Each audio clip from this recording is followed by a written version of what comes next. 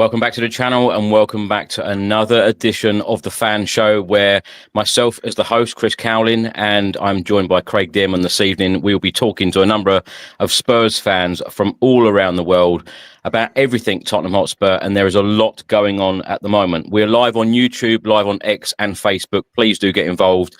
And if you'd like to appear on a future fan show, please do send an email to tottenhamfanchris@gmail.com, and it would be great to talk to you about everything Tottenham Hotspur. Now, we've got a lot to discuss. Of course, we won 3-0 on the opening weekend of the Premier League season, beating Burnley 3-0 at the Tottenham Hotspur Stadium, a brace from Richarlison and the other from Brennan Johnson. Of course, we've got Manchester City up next this coming Saturday. The Eze deal, Eberechi Eze. Is this finally the time that Tottenham Hotspur get this deal over the line? We have been after Eze for the last 6 years. The amount of times that we have mentioned Eze on this channel during that period of time is unreal. The deal apparently is really, really close now. £55 million plus £5 million in add-ons. I'd be absolutely delighted. I know Craig will be as well if this deal does finally get done. Christian Romero has just signed a new deal at the club. Of course, new Tottenham Hotspur captain. He has just become the highest earner at Tottenham Hotspur. Jed Spence has also signed a new contract. Great news for him and all of us supporters.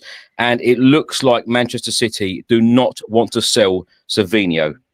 So there's a lot to get through. But as per usual, the guests will come on. They will talk about what they want to talk about. If they need a bit of guidance from me and Craig and a bit of prompting, then, of course, we will give them questions, but they are free to talk about whatever they want. Craig, good evening to you. How are you?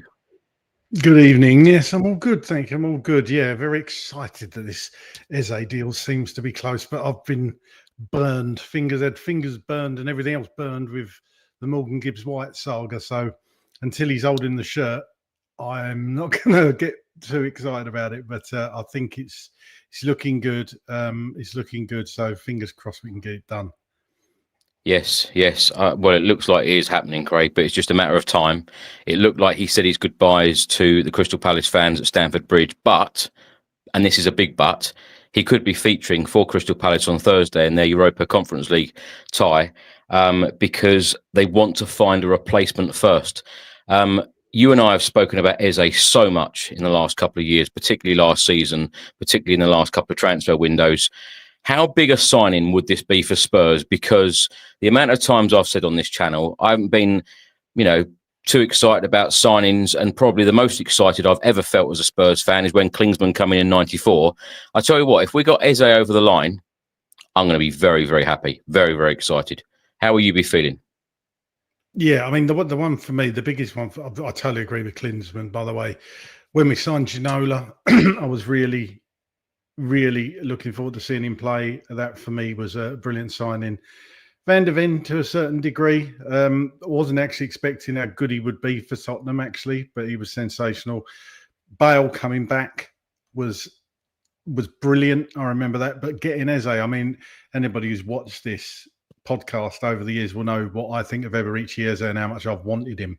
I'm just going to be so happy if we can get this one over the line, and it won't even be tinged with a bit of sadness if we don't get the Savinho deal done, because that, like you say, that looks like it's sort of stalled down, so you want to keep hold of him. But Fabrizio Romano is still saying that if Savinho does leave, then they're going to go for Rodrigo, so it's still there. I think that one could trundle on still. I don't think it's completely dead personally, but yeah, let's get this Eze deal done. But we're Spurs fans, and as soon as Eze's over the line, we'll want, right, when's the next one coming? That's the thing, because we still need strengthening, don't we? So, but let's get Eze done. Hopefully it'll be done next few days before that European game for Palace, because that would be a killer if he plays in that and gets injured, wouldn't it? Craig, I won't ask you too many questions because I'll give you a few more in between guests. But very quickly, what did you make of the 3-0 win against Burnley on Saturday? I know when we recorded the podcast, Ricky and I were very happy with the performance and very happy with Richarlison's goals, etc., and Thomas Frank getting off to a perfect start. But of course, we always say we're not going to get carried away. But it was the perfect start for Thomas Frank, wasn't it? 3 goals, clean sheet. It was a really good, solid performance. Don't get me wrong, Burnley did have chances. They did have chances. We didn't completely shut them out. Well, we shut them out on the scoreline, but we let them in a few times, and the scoreline could have been a lot different. But we defended really, really well on the whole. We just looked solid. With all due respect to Burnley, I would have expected to beat Burnley, and there's going to be sterner tests without a doubt. But all in all, I thought it was a really good first performance by Thomas Frank in the Premier League. I thought it was a professional performance. Really good finishes by Richarlison, somebody who I've been critical of. I think a lot of us have been critical of. But if he can stay, if he keeps playing like that, then, if he's going to push Dominic Solanke, between the two of them, that can only be a good thing. So a fully fit Richarlison is going to be good. Looks like he's going to be staying around. So, one swallow don't make a summer. I want to see it more often from Richarlison because that consistency has been lacking. But fair play to him. What a couple of finishes, and definitely contender for goal of the season. That, I think the second one, every Spurs player touched the ball before it on goal. So incredible. Brilliant. Yeah, you're right. 17 passes, I think it was, but every single Spurs player touched the ball. The perfect goal, the perfect performance, the perfect score, clean sheet. Thomas Frank smiling, and it was a real good, feel factor inside the Tottenham Hotspur Stadium. And I'm so glad that he did get off to a winning start. I know a lot of people, Spurs fans included, have said, "Well, it's only Burnley." I'll tell you what, there's no easy game in the Premier League. I know it's an old cliche, but there isn't. There's no easy game in the Premier League. We knew that last season when the likes of Ipswich and Leicester come to the Tottenham Hotspur Stadium and we got done over. So, 3 points is 3 points. But as you said, sterner tests are ahead, and that is going to be against Manchester City this coming Saturday at the Etihad, 12:30 p.m. kickoff. That is going to be a hard game. Of course, they got off to a flying start as well, beating Wolves 4-0 away. We're going to go to our first guest, and we're going to go all the way to America, and we're going to go to Matt. Matt, how are you? I'm very well, guys. How you doing today? Very good, Matt. Very good. I got an email from Matt earlier saying, when are we going to be able to talk about all these things? There's so much happening at the club. There's so much happening at the club. And I thought, okay, we'll do a fan show. When the fans are asking us to do the shows, here we are, Matt. Here we are. So what have you got to say to us? We're seething. Like, it's wild. We have so much to talk about now. I mean, like you guys hit on, the 3-0 win was like a brilliant start. Richarlison, when he's healthy, I saw some ridiculous stat, and it was saying that he scored like 13 in his last 16 starts for us. Yeah, I saw that. It shows also like he hasn't been available a lot of times, but when he is available, he's like he changes the game. He is like that classic center forward. He could react in the air. He could react. He has these wacky shots, and the wild thing is everyone's talking about that second goal, but that first goal was just as good too. Like, he had to come backwards and then readjust and kind of like hit it on the half volley. I mean, that really was an incredible performance from him. I mean, there's so many great things to talk about. I mean, we just had the Romero deal, the Jed Spence deal. I mean, we got Eze. I know you guys mentioned Savinho. Savinho always seemed like far-fetched for me. It seemed like it was something that, I don't know, it just didn't seem real to me, so I never really got too involved in that one. The Eze deal, I share Craig's sentiments in this one. Like, he is a special player. He is able to kind of do almost anything that you really need him to do from an attacking standpoint. Like, he could score you goals. He could create. He could be a decoy. He can make these runs. I mean, he can drop back. It's a lot of different things that he could do. And if somehow we are able to get him over the line, that really does increase our chances, especially across all the different competitions we're in. I mean, it was such a good match this past weekend. I stood up and cheered numerous times. It was great to feel like the vibes, the blood rushing again. It was great, man. It was so good. You can tell Craig hasn't been on for a while, can't you? It's all the time away. I forget to unmute. Craig, where have you been? Where have you been, by the way? You've not been on for a month. I know. He's thinking of Richie's goals. I don't blame him, man. I get lost in those thoughts too. It's just like, wow. I know. Beautiful. I've been Ibiza, I've been Rhodes. Oh God, I've been well, I haven't been everywhere. You've been more places than I have, and you're much more professional than me still. So there you go. Matt, Eze, do you think we would have gone for him had James Maddison not got injured? Do you think this was? Do you think the club was kind of their hand was forced with this, or do you think this was the plan all along to ride it out and bid for him at the start of the Premier League season? I mean, that is a really great question, Craig. You know, you would think that they were looking for a playmaker because you go for Morgan Gibbs White, and that falls through. So it shows that you have this intent to spend at least 60 million on a playmaker. So I don't know if it was really part of the plan. Maybe Morgan Gibbs White was the number one and Eze was the number two, but Eze should have been the number one for quite some time, to be honest. Eze's been on our market, our radar for very long. In fact, I believe we had links to him when he was at QPR, I believe. Mm-hmm. And I think we've been on this show before and we've talked about that. And I think even Craig, you spoke about how you were losing your minds about trying to bring him at that time. And I think a lot of us also felt that same way. But I think now with Maddison being out, it's really kind of ratcheted it up, which is very important. Hopefully we get this over the line today, tomorrow. I know they're putting the brakes on this right now because they're looking to bring in their replacement. I believe they were looking at the Leicester player. I don't want to butcher his name, but we had some strong links to him as well. He's a very nice player. I think he would probably grow for them and become another 70 million player. But if we could wrap this up, just talk about a 55 million pound upfront payment with 5 to 10 in incentives. And I think that's you should be biting somebody's hands off for that. I mean, Eze is a very special player. I mean, there's just so much attention on him. Defenders are going to have to really pay attention to him. And the scary thing is, if he's on one side and then you still got Kudos on the other side, like you're really stretching a defense right apart. And that maybe that's the key for when we really get those packed defenses that we can't get through. We just completely like stretch them out, like it's a bad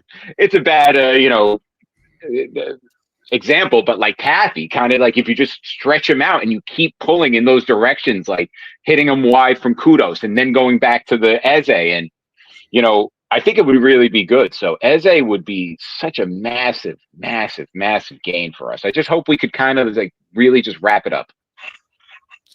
Matt, great news today. Christian Romero signing a new deal. He's come out and said after winning the Europa League, it is like a special season now. We want to win. Why not win again this season? Another trophy with the club is important to everyone. He then went on to say, I'm really happy here at the club. For me, this club is the best in the world. I love football. I love this club. Now, Romero as captain, obviously, there were so many rumours, reports, journalists stating that, he was possibly leaving the football club in the summer. Can you believe this turnaround? A lot of people actually expected him to go out the door. Now he's club captain, just signed a new deal, seems extremely happy. I've seen a different side to Romero actually in pre-season and, certainly in the Burnley game. He looks like a captain and he's acting like a captain, which is great to see.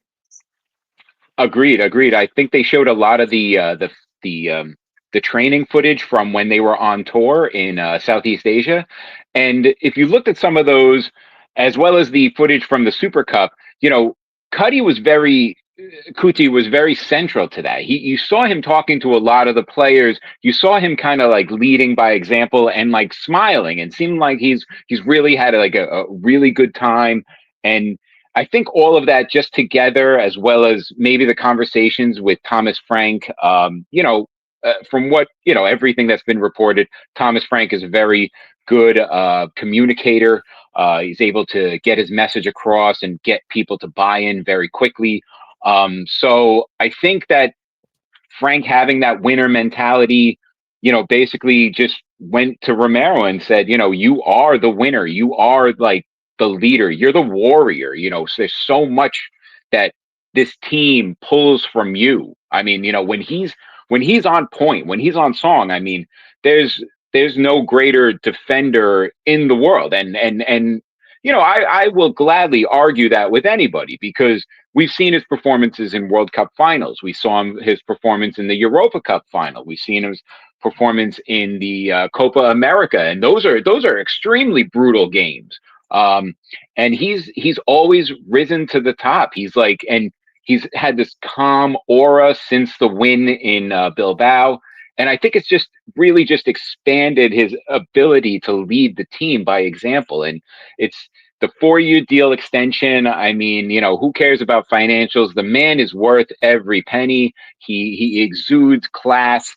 And it's like, remember Ledley King? He was like the Rolls Royce of defenders. Like, I feel like Romero's like a Bentley with like really big tires to just in case if you want to get all muddy, you know, like he's smooth and classy. Like he could go through the gears, but like if you really want to get rough and tumble, you know, like we saw against Harry Maguire in Bilbao, you know, he could do that. He could do that. It's such a good day for the club.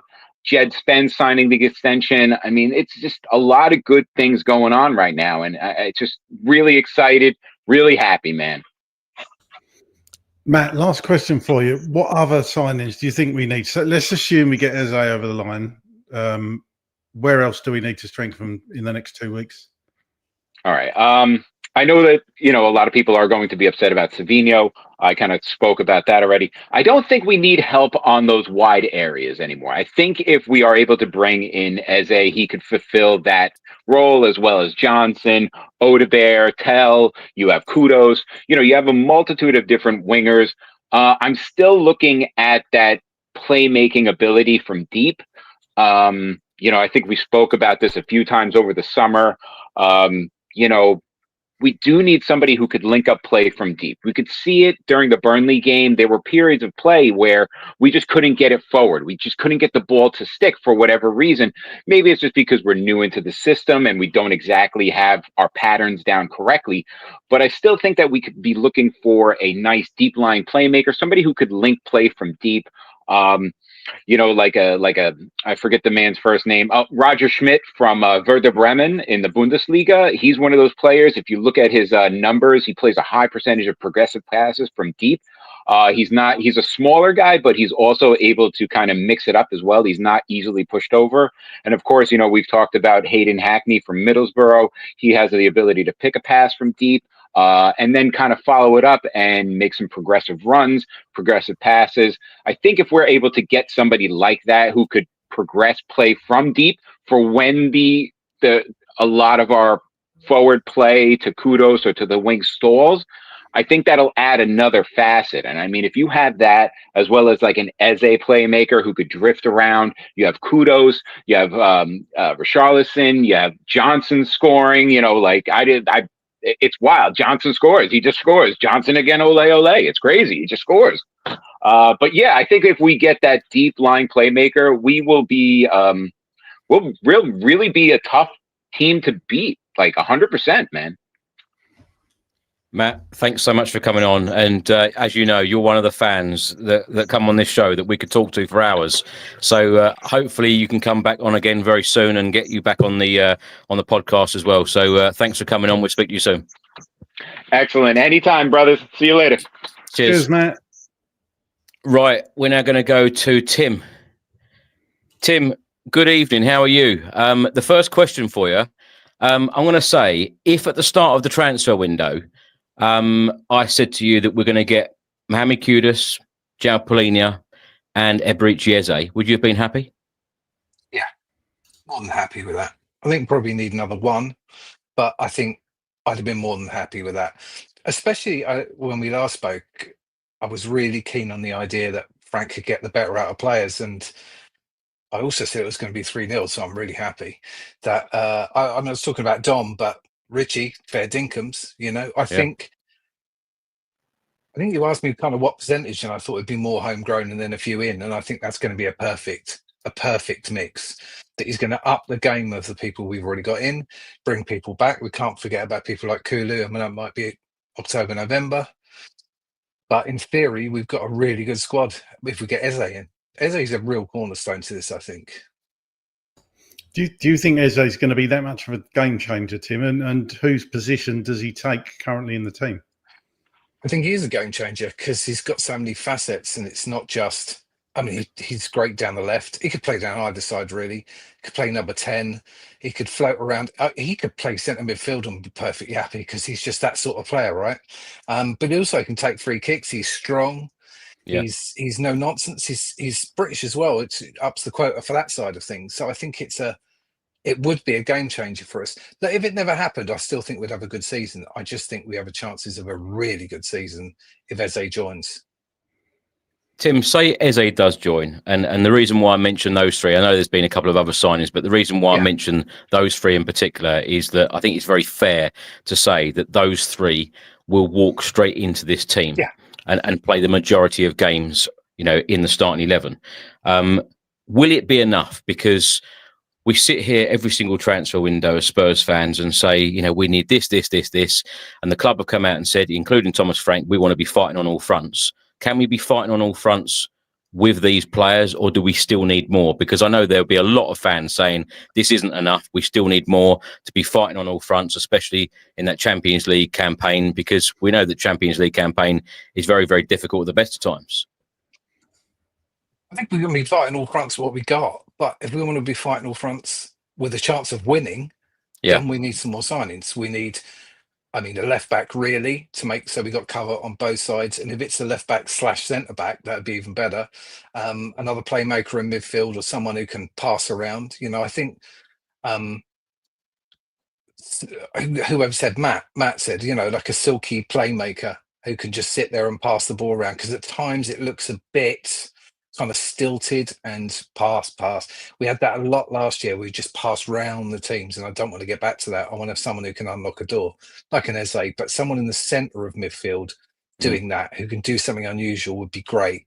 And then I think, with those extra two, midfield and left back / centre back, I think we'd be pretty well covered all round, because remember, we've still got people to come back as well. So I'd be reasonably happy with that. We could be fairly unrealistic and say, we could do with another 4 signings, but let's be realistic about this. I'd rather have 3-4 really quality signings rather than what we've done in the past is 5 or 6 pretty good ones.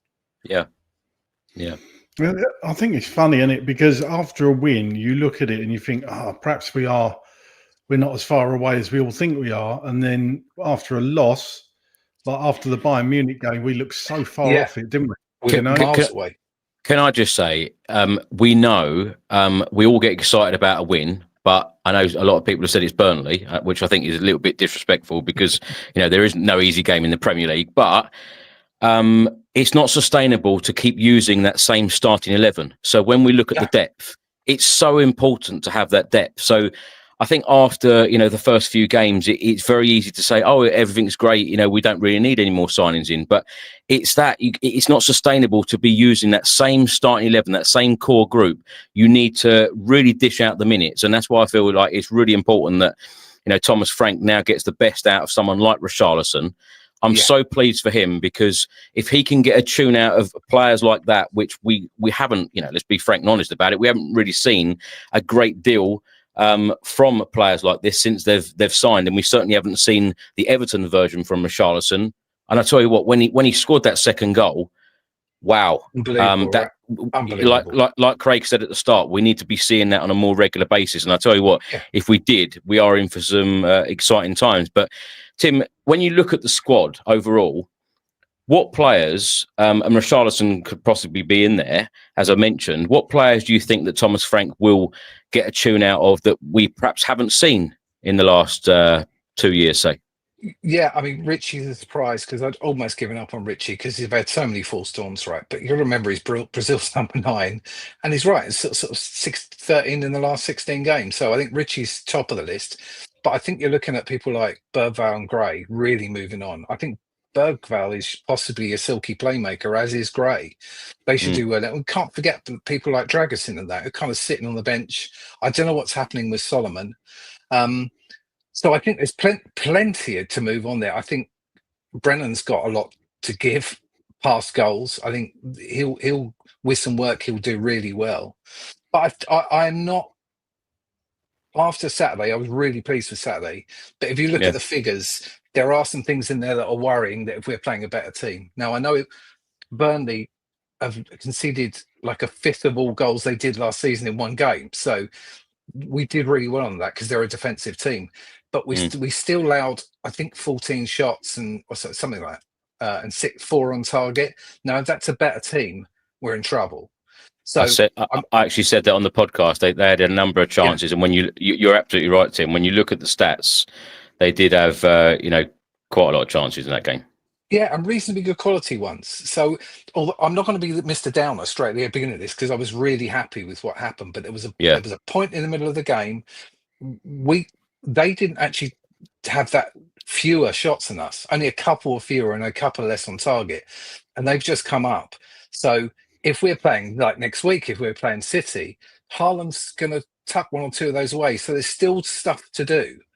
I'm not going to get too excited, but I kind of really believe in Thomas Frank to be able to do that, to say, right, next week's much more likely to be like we played at PSG. It'll be a completely different game. And there's no reason why he can't play 2 up front again. And I think that's the important bit for me, that Saturday's game is not going to be like next week's game at all. It's going to be a completely different game.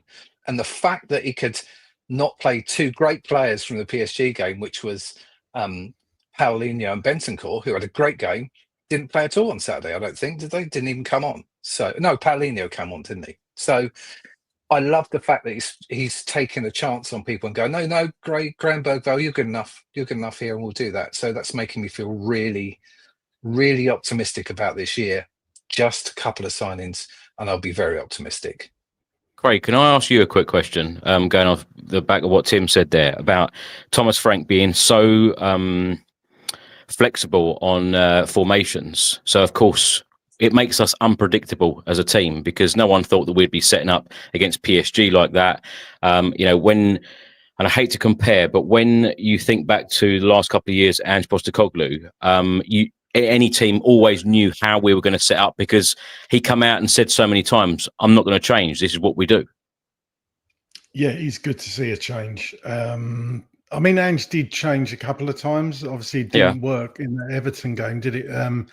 Towards the end of his tenure, he did change a little bit. Perhaps he learned a lot. He probably would have said he learned a lot himself over that last 6 months. But to see the 3 at the back and to see it actually work, because in the even Conte, so was it Conte or Mourinho? I can't remember. It might have been Conte switched to a different formation. It didn't work, and he got absolute pelters for it. Well, Thomas Frank, obviously the coach. That's when you see the coaching side of it come out. That Thomas Frank's so heavily involved in that. So yeah, we're probably not good. Well, I say we're not going to be as exciting under Thomas Frank as under Ange, but we didn't see much Ange ball in the last really year, did we? Really? And that game against Burnley, the Richarlison second goal we spoke about, that was basically Ange ball, wasn't it? That quick movement, passing, it was very, very similar. So I think we're going to be pragmatic when we need to be. Like Tim said there, it's going to be very different against City on Saturday. But it will be really interesting to see how we set up. Could we go 3 at the back? Could be. I wouldn't be surprised if that happens. And by the way, just very quickly, not now, everyone. Don't leave us now. But Spurs have just posted a compilation of Romero's best tackles. It's about 1 minute 30 long. It's just absolutely sensational. So go and watch that afterwards. I've got a question for you, Chris. Just a quickie. One of the people I'm really interested to see how he does is Matthias Tell. I think he's going to be an exceptional player. You in your many wanders around the world watching Spurs and their open training session, how's he appeared to you in that, in terms of a player? I've heard he looks great. Interesting. So in the South Korea open training session, there was a part of that training session where he was taking a lot of set pieces, excellent deliveries into the box, and he even put the ball down on the corner spot. And the amount of corners that he put in, and they went in the goal. He scored. I think it was 3 or 4 on the spin, and the deliveries were absolutely brilliant. But I want to see this in a game. Obviously, I want to see those sparks of magic in a game. But excellent trainer, very, very hard worker. There is definitely something about him. I can see why Spurs have signed him, but I do get the frustration from the fans that, of course, everyone wants ready-made players, but he is definitely one for the future. I feel like Spurs are always trying to get that player for the future. And like I've said many times, I think that in a couple of years' time, it'll be very, very exciting, the likes of Bergvall, Tell, etc., in the team. But when we can bring players like Eze in, ready-made players, and have that really, really good mix, I think it's going to be very, very exciting. But, going back to Tell, I can definitely see something there. And That's what I was hoping, really. I think yeah. he looks like a great player. And he's got like him. I think Frank is just the sort of person to help someone like Tell out. Tim, last question for you. I want to talk about set pieces. How impressed have you been with Tottenham set pieces, both defending, because Thomas Frank had an excellent record at Brentford, defensively, with his team always defending set pieces in such a great way. And also, Danso with the long throws. Our set pieces, Kuda seems to be putting in an excellent delivery time and time again as well. It's going to be a big part of Tottenham's season, isn't it, this set pieces? Totally. And I mean, we know under Ange, and actually for a few years, our set pieces haven't been that great. Just they haven't concentrated on them at all. And clearly they're doing some work on them. The long throws are just great. They're fun as well to watch. And I can't remember who did it on Saturday. I did wonder who was in there when Danso wasn't. But again, it was really interesting. But clearly with the corners have been working both offensively. Yeah. They're whipping better stuff in. They're putting pressure on the goalkeeper and they're going for that second ball. And they're working really hard in defence in terms of particularly protecting around Vicario. So even in that short time, what we're talking, a month and a bit, they have significantly, like twice, 3 times as good as they ever were on both sides. So I'm hoping throughout the year that's just going to get better and better, because in the Premier League, goals are hard to come by anyway, and goals from set pieces for us have been really hard to come by. So if we can pinch, one here or there, that's a win. If we're 0-0s all over the place, then that's a win, and I'm more than happy with that. I just think he's just giving us more, or giving the team more to work through, which is brilliant. It's just not about one system. It's just not about one way of doing things. It's multiple attacks. And particularly with the pressing, right? It's not just one press. There's a high press, there's a mid press, there's a low press. And you can see it, him on the touchline going, they're sitting back a bit and he's like, press, like a basketball coach. And it's like, this is so much better, because it's not one pace. They're not expecting it. And all of a sudden they're running at the players and they're like creating opportunities from nothing, really. So, early scorecard from him, absolutely fantastic. I think absolutely fantastic. Thomas Frank's energy on the sidelines, and even when he's doing these training sessions, is incredible. Honestly, I'm really excited. Actually, I was pleased when Thomas Frank was appointed Spurs boss, but as more time has gone on and gone to all of those pre-season friendlies and the open training sessions, and seeing what I've seen on Saturday, I'm really excited under Thomas Frank, and I believe that if he can get the players in that he needs and that Spurs need to drive us forward, then it should be very exciting. Watch this space. Tim, thanks so much. Coach, don't we? But thanks a lot, Chris. Yeah. Thanks a lot, Craig. Always a great guest. Thank you so much. We'll talk to you soon. Cheers, Speak Tim. to you soon, guys. Just to update everyone, the under-21s are leading 4-1 at the moment. Yep. 4-2, actually. And there's been another goal, is it? 4-3, actually. Spurs under-21s are now winning 4-3. Yes. Oh, are they really? Wow. Yeah, 4-3. Craig's a little bit behind. I forgot what I was going to ask you now. Craig, how impressed have you been with Thomas Frank so far? Because, him in press conferences, him on the touchline, him with players, the communication, he's always got that tactics board in the hand. I suppose it seems exciting for any fan when you see a manager come in and make a impact straight away, and to see him get, that output from Richarlison on Saturday, to see him make a huge change in set pieces, both offensively and defensively as well. When you see those changes implemented straight away, you get excited, don't you? Yes, yeah, and I wasn't convinced by Frank, as you know, when we appointed him. So it is really good to see, and you I suppose you learn as a fan watching stuff, and if you really, rather than dismissing things. I mean, we all to a degree. It's like confirmation bias, isn't it? You get an opinion about something, and nothing's going to change your mind, and we're all guilty of that to a certain extent.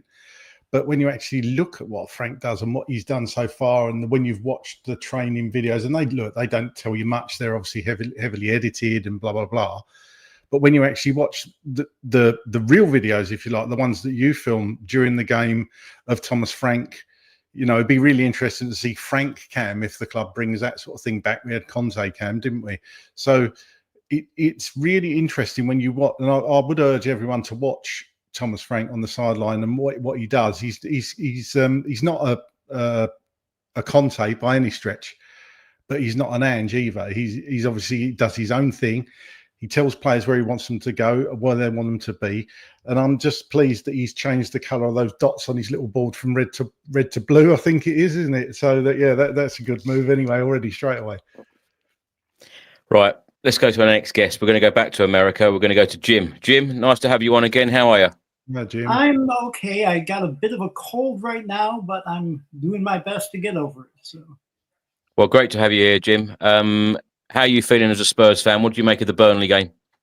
well, I enjoyed it about as thoroughly as a person can enjoy a soccer game, that's for sure. And I especially, if you recall, one of the things I say consistently every time we have these interactions is that a healthy Richie will score goals. And he's got that one feature that you want in a striker where if you miss one, you don't let that stop you from taking the next shot. Whereas last year I had people who were kind of scared of pulling the trigger on a shot. Richie will never be scared because he's that kind of player. Now, I saw Erling Haaland missed a bad one yesterday for Man City, but he didn't let that get him down. He scored a goal. In the German equivalent of the Community Shield, I saw Harry Kane miss one that you could tell by the look on his face he knew he should have made, but he didn't let that stop him. He came back and scored a goal. That's what you want in a striker, the guy who's not going to let a miss or two stop you from making the next shot and putting it in the corner. So I was very excited about that. There's one thing I wanted to talk about here is Archie Gray, because on Saturday there was another YouTube channel I was watching before your podcast came on for a little bit, and one of the guys on that channel was saying some not nice things about Archie Gray. So I wasn't doing anything, not getting enough touches, and I thought, what game was he watching? What I saw from Archie Gray was he was winning headers, he made some interceptions, he was always in position. And yeah, when we were playing out to the back, it's obvious Scott Parker instructed his team to take away the middle, make them play it out to the side of Romero or Van de Ven.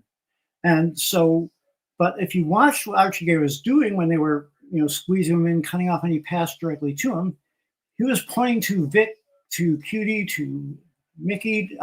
He was pointing, go that way with it. And he was sort of directing traffic out there, which is exactly what you want your number 6 to do. And of course, he was part of the build-up to that second goal for Richarlison too. So I say he did an excellent job, and he's earned his playing time. I think some people are just upset that he didn't make an impact in the PSG game, and I think that carried over. But I just wanted to give a couple of thumbs up to Archie, because I think he did a good job. Yeah, I agree. Actually, Jim, I thought when Archie Gray entered the game, I thought he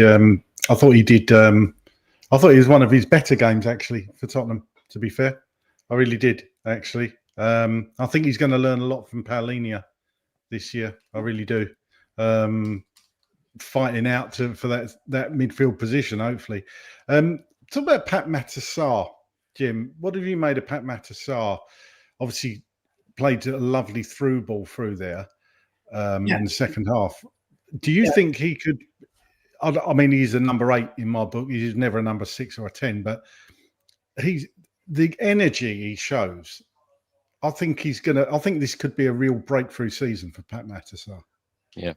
I agree wholeheartedly. I think he's one of the players that you can see Frank's influence immediately because he's given him the confidence saying, hey, you're doing a good job. Just go out there, keep doing it. Be brave out there. And he's been brave. I think this really could be a breakout season for him. I always knew he had goals in him. That was obvious, from even the days when he wasn't starting and was struggling a little bit at times.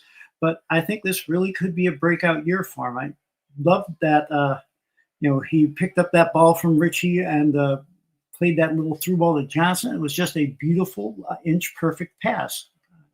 So 2 thumbs up to Pat Madusar. Jim, how pleased are you as a Spurs fan that Romero and Spence have signed new contracts today? I am very pleased. Like I said, last year, he never had an off season. He went straight from the Copa America final, and the next day training camp was starting, and he missed training camp because you got to give him at least 2 weeks off. And he was never, I think, really fit all season. He was never particularly healthy all season. This year, we see a fit and healthy Romero with responsibilities now as captain, and he's wearing that armband well. He's being a leader out there. He's always the first to go congratulate his teammates when they do well. I see him talking a bit out there, and so I'm as pleased as punch about that. Sorry, Jim, missed the button. So it's safe to say, Jim, you're quite pleased with the Frank appointment and the transfer window so far. I mean, how do you feel about the players we still need to get in? Obviously, Eze would be great, wouldn't he? Where else do you think we need to strengthen? Oh, good question. First of all, I was sorry to see Ange go, but I think they made a really good choice in Thomas Frank, and I'm backing him totally, and I'm seeing great possibilities under him. So I'm, cautiously optimistic about the job that he'll do as our manager. Eze would be great. I'm probably in perfect agreement with you, Chris, that we should have just, paid the release clause and got him in right away. If we'd had him against PSG, maybe that would have made the difference. But if Savinho's out, then one guy who I think could be a great addition, if we want to go that way, is Harvey Elliott. Harvey Elliott, under Klopp, played regular minutes and did well under Klopp. And Klopp was very comfortable playing him at different positions. He played winger a couple games. He played center forward a couple games. He played the number 10 at different times. And he's obviously, on third on the depth chart as Liverpool's number 10 and also third at any of the forward positions. He's not getting the minutes. And he'd probably be more affordable than the Savinho would have been anyway. And so I think that would be a good signing. And maybe one other that could play multiple positions, like maybe play both midfield and fullback, or maybe play both midfield and forward. Someone who you could move around depending on, who's healthy, who's not, what teams were playing, etc. Someone like that would be good. Oh, by the way, Chris, I saw, I think it was Alfie Devine, Mikey Moore, and Will Lancashire all have done a good job this weekend. I know sometimes you give the loaner updates, but I would like to give those 3 guys a big shout. They played really well this weekend. Yeah, I know, Jim. I'm a little bit behind on that. A loan update will be out tomorrow. Okay, I understand perfectly. You got to be one of the busiest guys on the planet, Chris. I mean, Jim, I don't know how you hold down a job while doing all of this. No, neither do I. Last question, Jim. Manchester City up next on Saturday. What changes do you think that Thomas Frank will make, and how do you see the game going? Well, I think Betancourt and Polina will be back in the starting lineup. I think he might go back to that 5-3-2 setup with Danso back in as well. I don't know that he will, but I think he might because they have a lot of attacking options at City. It's going to be a tough game. I'm not going to go in there expecting us to win, but I am going to go in expecting us to at least play well and, make it very tough for Man City to ever break us down and try to make things difficult for them. That's what I'm going to expect against Man City. Yeah. Jim, as always, thanks so much for joining us, and thanks so much for all of your input on the podcast in the last year or so. We'll talk to you soon. Yes, thanks a lot, Chris. Come on, you Spurs. Cheers, Jim. Come on, you Spurs, indeed. It's going to be a big test, Craig, isn't it, on Saturday? Because when you think about how much energy that took from the team and the squad in that PSG game, of course, then he's had to, Thomas Frank has had to rotate. And one thing I really like about Thomas Frank so far is how he has managed everyone's game time. Playing Archie Gray in midfield, I thought that was the perfect game. I thought that was really good team selection, against Burnley. But he's going to have to go probably the strongest possible 11 on Saturday. Yes. Yeah, absolutely. And everybody will have their own opinions as to what that is and what formation it should be. But do we think Udogie's going to be back, Chris? Or it's probably going to be Spence, isn't it? I would imagine. I don't think Udogie's close yet. And you know what? On Spence, not just because he signed a contract or a new contract today, the fact that Jed Spence, whenever he plays at left back, I don't think I've ever heard it, and I said this on the podcast on Saturday, I don't think I've ever heard anyone say he is out of position. He looks so comfortable there. I would argue he looks better at left back than right back, actually. Some people would say that, yeah. Do you know what I mean? It's which is unusual because you see right backs on the left occasionally when needs must, and they go to tackle with Gary Neville spoke about it before. It's probably about Jed Spence, actually. You're just on the wrong side. Everything's round the wrong way. But Jed Spence seems to deal with that really well. Admittedly, his pace seems to get him out of trouble a lot of the time, but that's great. Cole Walker's made a career on doing that. So it's really good. And perhaps that's why they're not going for a replacement or somebody to challenge Udogie, because they see Spence as the challenger to Udogie. And the fact we've got a fair few centre-backs in, perhaps they see, and Thomas Frank sees the defence as somewhere we're well stacked in. Yeah. Right, we're now going to go to the Czech Republic and talk to Steve. Steve, how are you? I'm all right. I'm good. How are you guys? Yeah, Steve. Yeah, very good, Steve. Steve, what did you make of the win against Burnley? Was it expected? Did you expect that type of performance? And what have you made of Thomas Frank so far? Yeah, I was pleasantly surprised. We scored as many as we did, as I said in the previous podcast, because I thought it would just be because we've always had trouble playing against Burnley. They're quite a difficult side to break down, being very defensive. So I thought it was just going to be like a 0-0 half time and then a 1-0, a bit of a struggle and that. But so I was absolutely over the moon. Excuse me, I was over the moon with the way we played. Obviously, with Richarlison, who's like a lot of Spurs fans, I thought we should have moved him on, but excuse me, it appears that Frank's got the best out of him, and he's linking up really well, obviously with Kudus on the wing. The two balls that he put into him, but Richie was there, manoeuvred himself into position. Like one of the guys said earlier on, okay, the second goal was brilliant, but the first goal wasn't easy. And he pulled away from the defender and tucked it away cleanly. So that was a revelation and very good news for us. Very pleased with Thomas Frank, to answer the second part of your question. And like you said, very animated on the touchline. He gets so involved and he can change things around, and he's got the players, playing for him, want of a better expression, and he can change it up. So, yeah, very, very enthusiastic. I'm really, really pleased with the result. Steve, yes. Steve, sorry. You mentioned...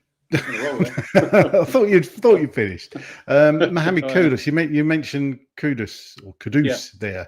Kudus, yeah. He has been, and we haven't admittedly seen him over tons of games, but I've seen enough to know that I am really going to like this player.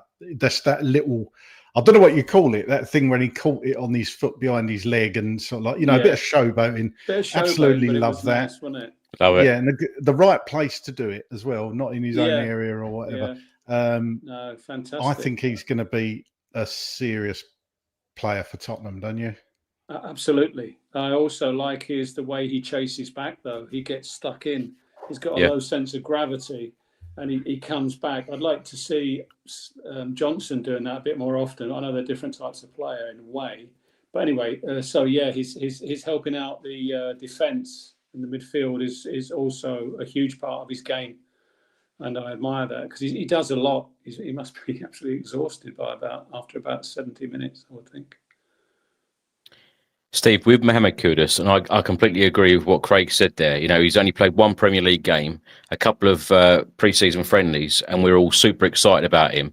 When you take a player like that out of the team, where is the depth? You know, because you take a player like that out because it isn't sustainable to be playing, you know, the same players throughout the whole of the Premier League campaign, Champions League. You know, hopefully we'll go far in the League Cup and FA Cup. When fans like us are really, really excited about a player like this, we want to see them all the time, but they simply cannot play every minute. So, you know, we go back to that same old point every single transfer window of the depth is so important. Yeah. I do think in his position, when Kulu comes back, it will be split between the pair of them.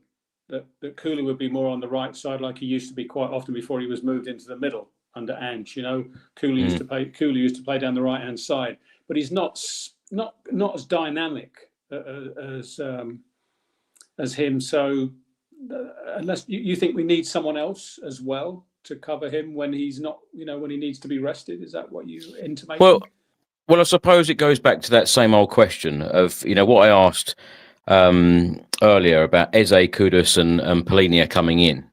You know, I feel like some fans sometimes think, oh, okay, well, we've done enough in the transfer window, but then a couple of months in, when you've got a couple of injuries, it's like, well, do we actually have enough depth? And I feel like that has always been the issue. Certainly, you know, in recent years, there isn't enough depth, especially when the club have come out and said we want to be fighting on all fronts. So when you want to be fighting on all fronts, you've got to literally have a player coming in who can do virtually the same job. Yeah, absolutely. No, I totally agree. But I do think in that case, though, that you know, because we were all raving about Kulu. Okay, his first season was fantastic. Second one, not so much because he was injured. But I think that's the thinking there, that Kulu would be the cover for Kudus in that position. I'll tell you, going back to the game, I was absolutely. Because obviously Richie kind of stole the limelight, and I mean, quite deservedly so. And Johnson got his usual goal, but not a tap in, a very nice goal. He took it very well. Good goal, yeah. It didn't do a lot in the game, but I think we were missing that Eze type of playmaker. He was making runs, and like the chap was saying earlier on about Archie Gray, people on another channel were saying, oh, he didn't do very much. He was making runs and nobody was picking him up. And that happened to Johnson a couple of times. And that's why we're absolutely desperately need a playmaker. But I was very, very impressed with Bergvall. Yeah. Some of those runs he was going on. He did that in the Liverpool game, in that cup game when we won 1-0 at home last season. He goes on these bursting runs from just outside his own box. And he glides past a couple of players, and we're moving. I like the way he gets the transition moving at pace. And also Sarr, again, people have mentioned Sarr coming on fantastically, and I think he's definitely our 8. He's brilliant as an 8, and we've got our 6 in Paulino. Bentancur is also there, who had a brilliant game against PSG, maybe shrugging off the injuries from a while back, finally getting to the level that we all know he can play at. Obviously looking forward to if we get Eze. I'm just not like all of us. After the beginning of the season, I'm not counting my chickens. But I think, Steve, going back to what you were saying about, sort of about where Eze can play and everything. Yeah. I think with him, Kudus, I'll sling in Savinho because we've been. I don't think we're going to get him, by the way. But that one. But yeah, absolutely. I think you can count your chickens on Eze, though. Oh, I think so. Let's hope so. I'm not saying anything. Yeah, I don't want to curse the euphemism about a dead duck, and you can count your chickens. but what I'm getting at, Steve, they can play across the line, can't they? In any, in the 10, in the right wing, left wing, if you like. Kudus could play either side. Eze could play. Eze could certainly play in the 10. Now, whether you see Eze as a Son replacement for that left-hand side, Obviously, Johnson's been there. He's not played there much, if at all, before. Even, I think it was before. I think I read that he'd played there at Forest when Forest were in the Championship. So that's how long ago. Yeah. He played there. So, but it just shows you've got to be adaptable under Frank, I suppose. Yeah. I mean, I'm not a fan of Johnson. Obviously, he scores goals. He scored the goal in the European final. He didn't really do a lot. If you comparing to what Kudus did during the game, I don't remember any interesting or exciting moments that he was involved in or instigated or produced. You know, if I'm being too critical, I don't know, but I just feel he could do a little bit more. I hear this a lot. I hear this a lot, Steve, from people. Yeah. Craig, let me come to you on this. Is the criticism of Brennan Johnson, our top goal scorer last season, the guy that put the ball in the net for us to win the Europa League, you know, is it fair? Is the criticism fair? What do you want to see more from Brennan Johnson? And what do you think that Thomas, what will Thomas Frank will be saying to Brennan Johnson? How can he get more out of him? What do you want to see? To make sorry, you're talking to Craig. Yeah, go on. Oh, both chip in. Well, for me, it's a quick answer. Brennan Johnson scored us the winning goal to get us a trophy, right? So he was in the right place at the right time, and he has an uncanny knack of being able to do that. And very, very often with a striker, you cannot teach that. You can learn to a certain degree, but that's a natural instinct. So if Brennan Johnson, I mean, you've only got to look at players like Gary Lineker. Those that are old enough to remember Gary Lineker didn't really do much during the game, but he knew where the back of the net was, and nobody really moaned about it. He was an instinctive poacher. That's right. So does it really matter if Brennan Johnson? I mean, I suppose it does. Gary Lineker wasn't a winger, so if you're centre forward and you're putting goals away and putting balls in there, it doesn't matter as much. There's more. Brennan Johnson. There's more to his job than that. So I get the defensive side of it, really. I mean, my favourite player from way back from the 60s was Jimmy Greaves. He didn't do a lot, but he can have put the ball in the back of the net. You know what I mean? But he was an inside forward, basically. But didn't have all the stats then. Sorry. Didn't have all the stats back then. No, that's true. Yeah. No, I'm not running him down. I wish for him that Frank's going to say to him, run at people a little bit more. You've got the pace, get to the byline and whip the crosses in. He put a very nice cross very early on, I must admit, that eventually came back into Bergvall in about after 15 seconds. So that was a nice cross he put in over the keeper's head to the far post. But apart from that, I didn't see him do a lot. But I mean, no, as a team performance was excellent. I don't think anyone had a bad game. But as again, like next week, it's going to be a completely different ball game, literally. I know we've got a good record against City, but we've got a different team, a different setup, different coach. But a quick last one then, Steve. What's your score prediction for Saturday? 2-2. 2-2. Yeah, 2-2. Yeah, I'm not going to be. I don't think we're going to win it. I'd love us to win it. I'd love us to, for Frank to. He's going to change the tactics. That's what's going to be interesting. And probably Johnson will pop up and get the equaliser. And I was going to say Richie with a worldie, and Johnson's got to score again, hasn't he? Yeah. Yeah, Richie probably as well. No, I hope we do. No, I'm looking forward to it. And thanks for the invite onto the programme. Looking forward to the formation. Yeah, it's interesting with him. At least it's different than Ange. I mean, I had a head injury after Ange left us. I threw the boomerang out of the garden, walked back into the house, but before I got... No, it's a joke. Anyway, cheers, guys. We've lost it. Well, it's nice going around the world, Steve, but I think we've lost a lot of Australians, though. Oh, yeah, that was a shame. Yeah, he lost the Aussie. That guy from the young guy who I liked from the very beginning, the optimistic one. I can't remember his name. He was from Blake. Oz, wasn't he? Yeah, Blake, Blake. Yeah, we've still got Blake. Yeah, I don't know. At least we got Blake 7. I sensed a little bit of sarcasm there. That's a shame. No, not at all. I'm definitely glad we got Blake. He's a positive guy, very positive. It's unusual for Spurs fans to be positive. No, we've got Steve. lots to be positive about. If we get Eze, we'll be mega positive, and Yep. I'll be throwing a party, I think. Yep. Steve, All thanks right. so much for All joining right, us. We'll guys. speak to you soon. Bye. Cheers. Chris, all the best. Cheers, Steve. I wonder if we'll be invited to the Czech Republic for Steve's party. No, I doubt it. It looks like you ain't got enough wine. The glass ain't full enough, is it? He's always drinking the wine. I think he drinks more than Ramon Vega. Yep.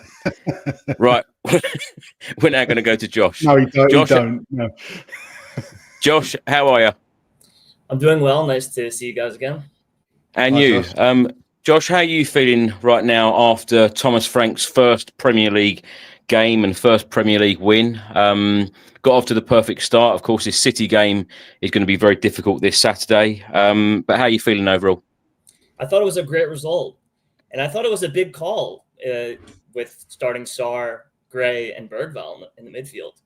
I mean, this is a game where you have all to lose and not much to gain. You know, Burnley just coming up from the Premier League. And I thought that was a big call playing those three in the midfield. And I kind of, you know, I like the call, and I think Frank is confident in his tactics. And I thought it was a big call. And I'm very pleased with the way the result turned out.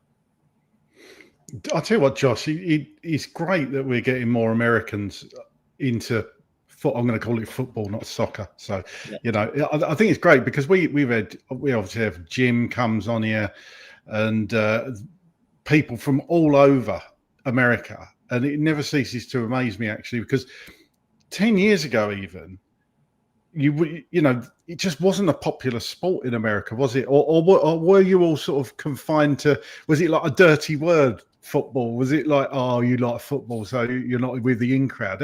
Why has it suddenly taken off so much? I think if you played, like you followed the Premier League, but it was hard to watch games. The NBC contract, the games are on TV all the time now, and it's on Saturday mornings, Sunday mornings. It's very accessible.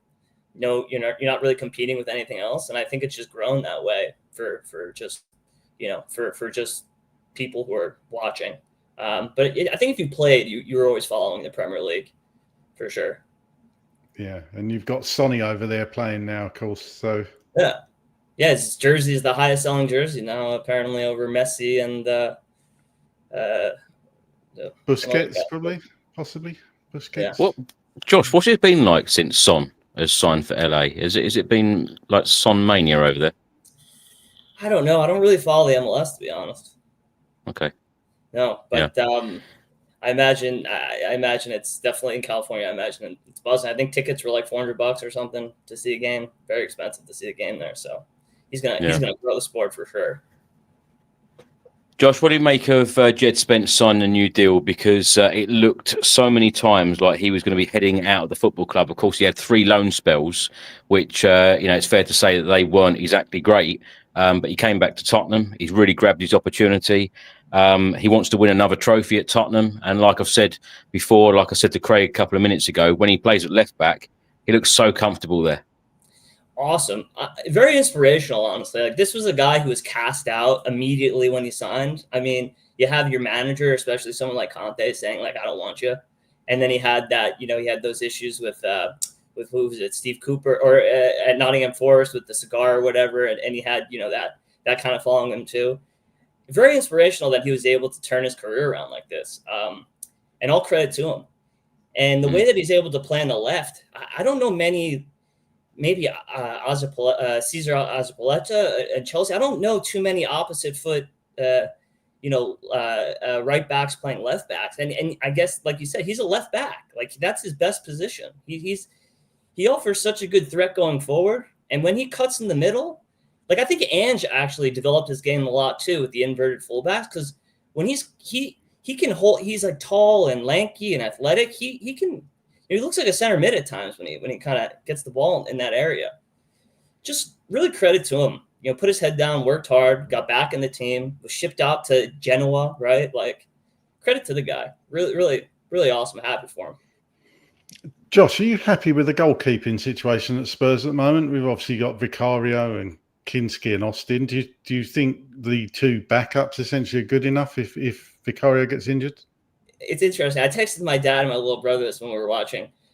He's got a little Aurelio Gomez in him sometimes with the with kind of the lollipop balls coming at him, and it's like, you don't know if he's gonna miss it, it's gonna hit him in the face, or he's gonna but I think Ange Ball, like the way Ange played out of the back was really not that did not play to Vicario's strengths whatsoever, but he's a good shot stopper.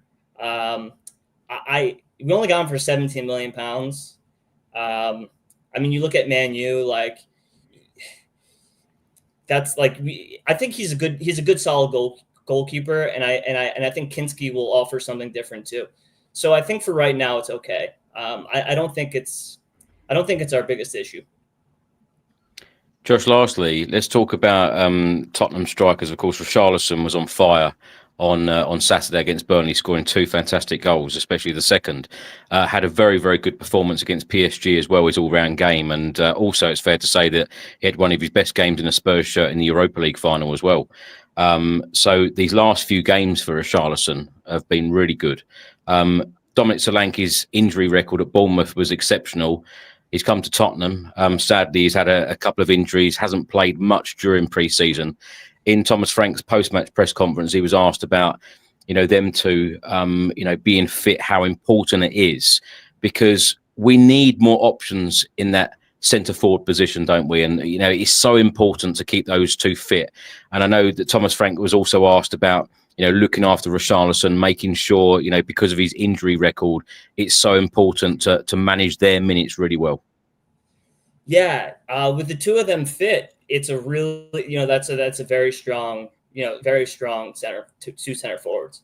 But we just know that that's not going to be the case. And when one gets hurt, the other's probably going to get hurt because they're going to be playing a lot more minutes. But unfortunately, it's like, who do you find to be that third striker who's not going to play that much, like at all? That's why I kind of wish we kept like Lancashire or someone like that.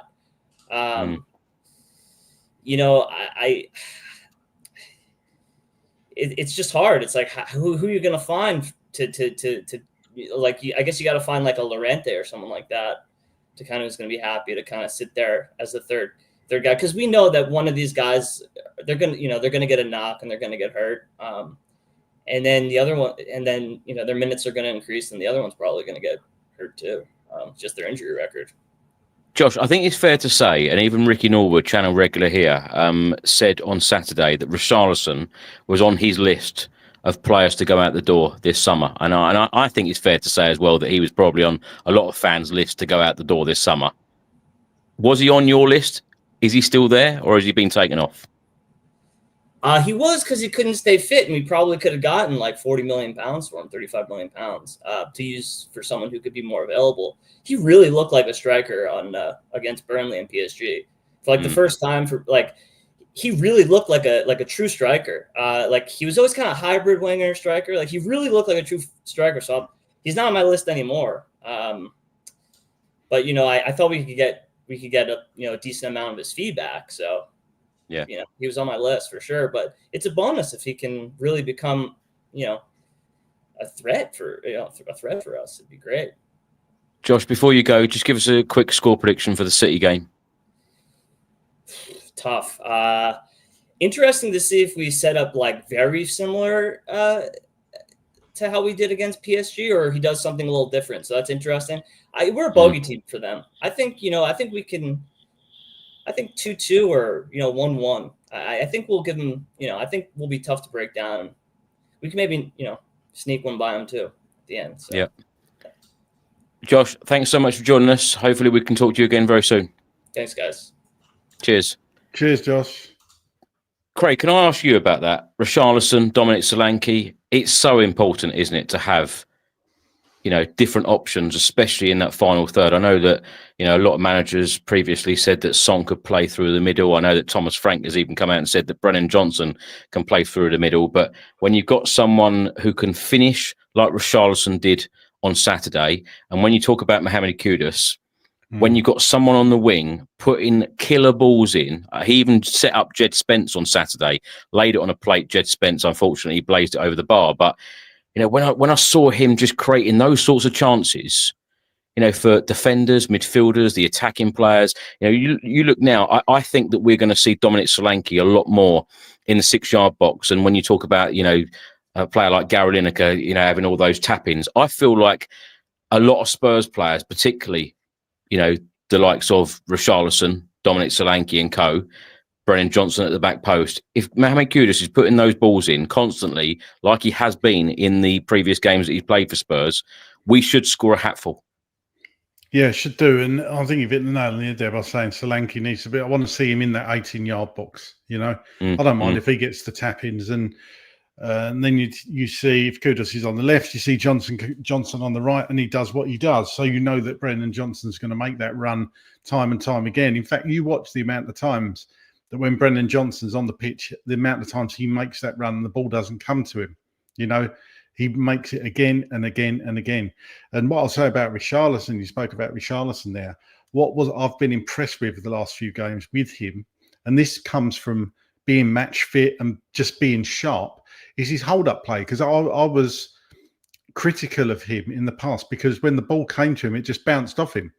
Yeah. Of late, the last couple of games, he's held onto the ball, he's been strong, and he's laid it off. Yeah. He's been very, very good at doing that. And that's the thing. It's those little things that he wasn't doing before. So if he continues in that vein and he stays fit, let's just hope he stays fit, then he could play a big part in Spurs season. But like a fair few people, I wouldn't have been gutted, really, I suppose is the right word, to see Richarlison leave, because I thought his time at Spurs was up.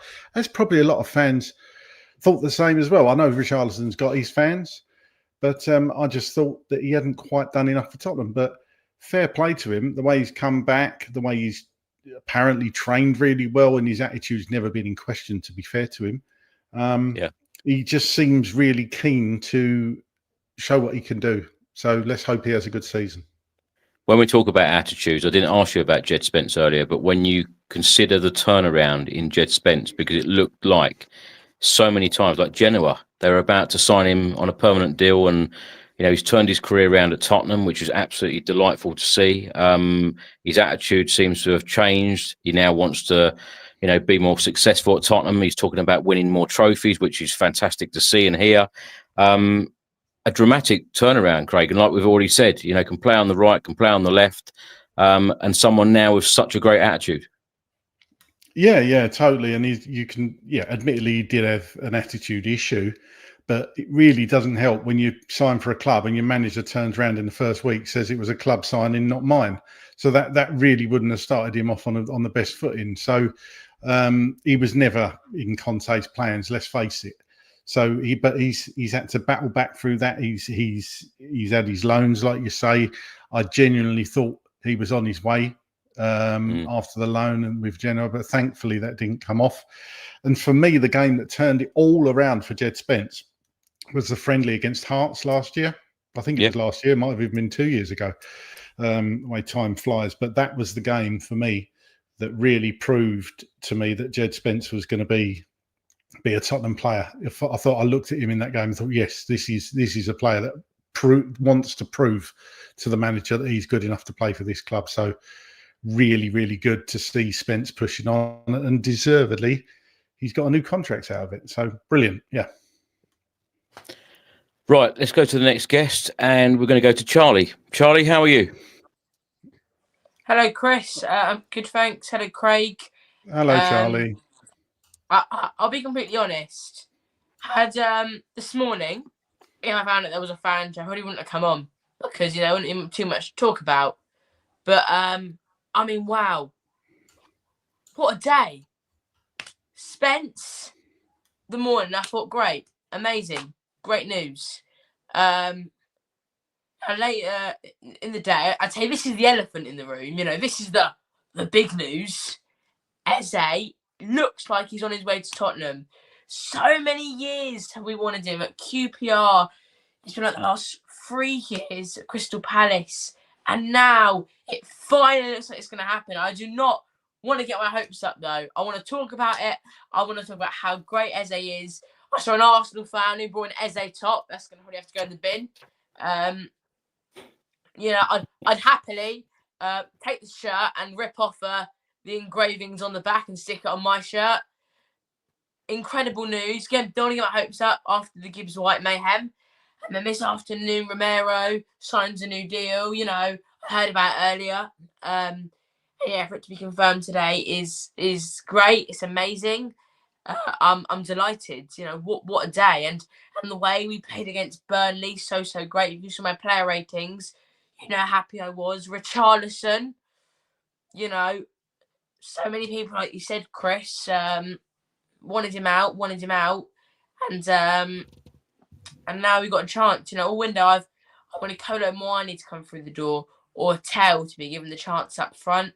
But now I think I want Richarlison to stay as that striker. You know, at least give him this next year, because I do believe there's a clause in Harry Kane's contract that maybe we could get him, and that would be the dream, wouldn't it? But yeah, an exciting day, an exciting past few days for Tottenham.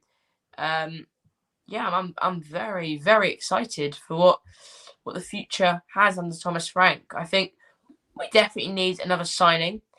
I can see like a deadline day deal happen. I think we still need another winger. But yeah, an amazing day. Charlie, you seem as excited as I do about the thought of Eberechi Eze gracing the lily white shirt. Tell us about Eze. What do you think he's going to bring to Tottenham? I've wanted Eze for a few years now. I think we all have, to be completely honest. And I'm delighted it's happening. You know, I think he's a class player. I think, you know, the way he gets around players, the passes he makes, he is the perfect player that we need. He is Tottenham.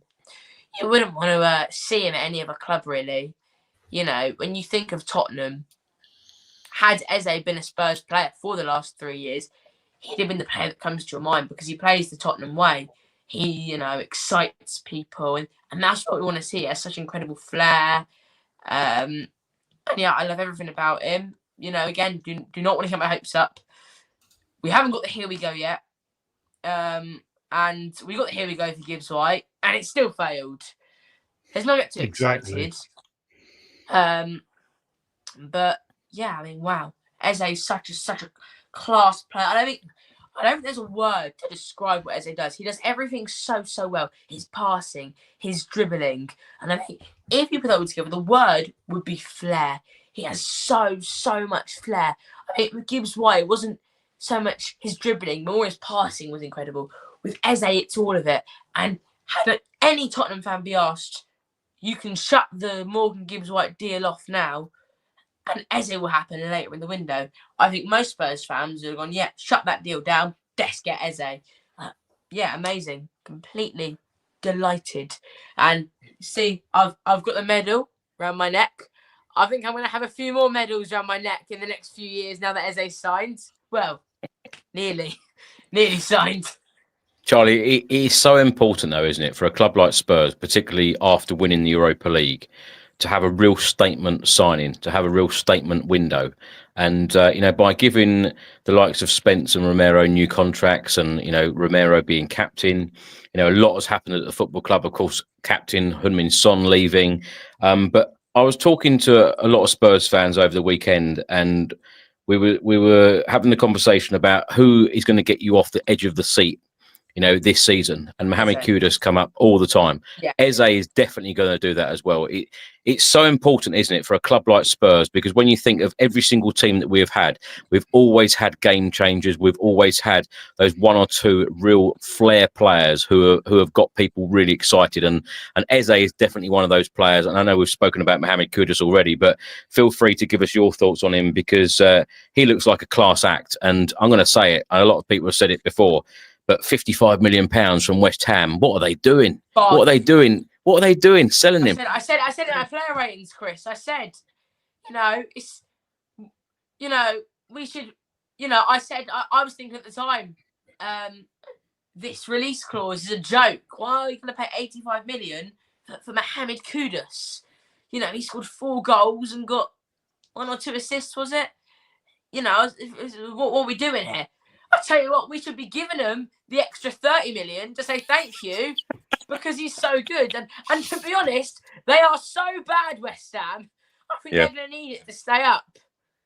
But wow, Kudus, class. You see that touch he did, that nice, little, incredible player. And, when I think of Tottenham teams, we've always had that player that makes the club, I think earlier we were talking about Klinsmann. We've always had that player that is just world class. And I mean, I said it in my on a Friday. He's not a defender. I never want to, have a defender as the face of the club. Tav Romero as the captain is amazing, and I love Romero so much. I think he's such a great player, and Van de Ven as well. A lot of people know that I love Mickey Van de Ven. I think he is the best centre back in the world. His pace, he's got it all. But I don't want the face of the club to be someone who's making all the challenges. I want to be the one who's scoring the goals. We've had Kane, Dele Alli, Christian Eriksen. I always think of a Tottenham team. I've always known us to have that one player that's just so amazing. He might not be your favourite player or, the player you just like, but he's the player that everyone likes, and everyone knows, even if it's a rival fan, that he is top class and get into most teams in the Premier League. Right now, I mean, except for Kudus, because I do think Kudus is really, really good. I don't know if we have that. And I've seen one game of Kudus. I get his first year at West Ham was really, really exceptional, but his second year wasn't. Eze's been consistent for Crystal Palace. And now I think when you do your fan shows, Chris, I think the what's it called? The thumbnail. It's been Thomas Frank. And today it was Eze, Romero, and Spence. That's what we want to see. Yeah. We don't want the manager to be the face. You want a player to be the face. I'm delighted that we're going to get Eze because he will be the face of Tottenham. When you walk around the stadium and you see them in the shop, the players in the shirt, modelling for the shirt, you're going to see Eze, and Eze's going to be the forefront. And when he lifts the Carabao Cup, FA Cup this season, which, I'm saying that now, he is going to be the one taking those pictures. Charlie, last question for you, and I also want to ask Craig the same thing. So, how good is Eze? And answer it in this way: what Premier League team wouldn't he get into? Craig, do you want to go first? I can. I'm sorry. I was trying to listen in the background there because Fabrizio Romano has been talking to DAZN. I don't know if that's an Italian video thing on YouTube or whatever. And my Italian's a little bit rusty, but I'm sure he said 85% chance to happen. I can't remember as much of my Italian as I thought, so don't quote me on that. But I'm sure he said 85. Hopefully it was Fabrizio Romano. No, he did. Hold He on. did. It was. Hold him. on a minute. Hold on a minute. Do you speak Italian? Poco. Me? Poco. A little bit. But Come on, Craig. I want to hear you a little bit of Italian. He said I can understand the odd word, and so I can sling it together. That's why I'm saying I'm not saying this said it, because I can hear you two in the background. I'm trying to listen to him as well, you see, on X. We want to hear your Italian. Forget about the transfers. We want to hear your Italian first. No, io sono stanco. No. So I think he said, back on track, I think he said it's either 85% chance to happen or 85% done. So don't quote me on that, but I'll try and find out. What was your question, Chris? Oh, Eberechi Eze, does he get into any Premier League team? I think he does, doesn't he? I think he does, genuinely. So would he get into Arsenal's team? Oh Christ, yeah. Man City? Yes, yeah, I think so. Liverpool? I think any team. Yeah, I do. Charlie, do you agree? And can you speak more Italian than Craig? I know how to say naughty in Maltese. That's it. I'll speak to Melvin about that. I can give you that if you want. Thank you very much, Franco. That's really good to know. DAZN. Yeah. Charlie, before you go, give us a score prediction for the City game on Saturday. I think it's going to be 2-2. We're their bogey team, and we can do it. A point I'll be very, very happy with. And about can Eze get into the teams? Liverpool, I don't think he can. They've just spent all this money on Wirtz, And I don't like teams who play with 2 attacking midfielders, as I think it really, really hurts them. I think when we did that with Kulusevski and Madders, it worked once or twice. Rest of the time it failed. I think every other team who get into, obviously Arsenal really wanted him, but it's coming to the better team, the team who wins trophies. What else is there? Man City, I think he get into. I think he's better than Reindeer. And I also want to say really, really quickly, I've done a bit of planning for this. So, the perfect end to the window for our best A team and B team. We want in goal Vicario, Porro right back, Romero Van der Ven centre backs, Udogie left back, Palhinha Sarr as your sort of 8 and 6. On the wings, Kudus, I think the deal's pretty much off, but throw the 70 million at Tottenham and see what they say. Savinio, Eze behind Richarlison. Our B team, Kinski, right back Gray, centre backs Danso Davis, left back Spence, Bentancur, Berg value 6 and 8, Johnson on the right, Odebert on the left, Kulu behind Dominic Solanke. And it wouldn't surprise me if Richarlison starts to fail. And, to boost him up, we put Solanke back in there to show him, get back to your very best, Richie, because we all saw it the other day. Chris, thank you for having me on. Craig, nice to speak to you again. I'll see you soon. Nice one, Charlie. Thank you, Charlie. I can see you replacing Craig soon. Just work on your Italian, and you'll be in for Craig. You'll be the Solanke for the Richarlison. Ciao.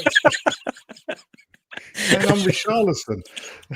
Yeah, well, you have your off days. You have your good days. You have your off days. I have my bad days. I'll be good. Yeah, and I used to wear number 9 as well. I used to be a striker. I don't know if anybody. Oh, you should have said. You should have said. Charlie, thank you, mate. See you soon.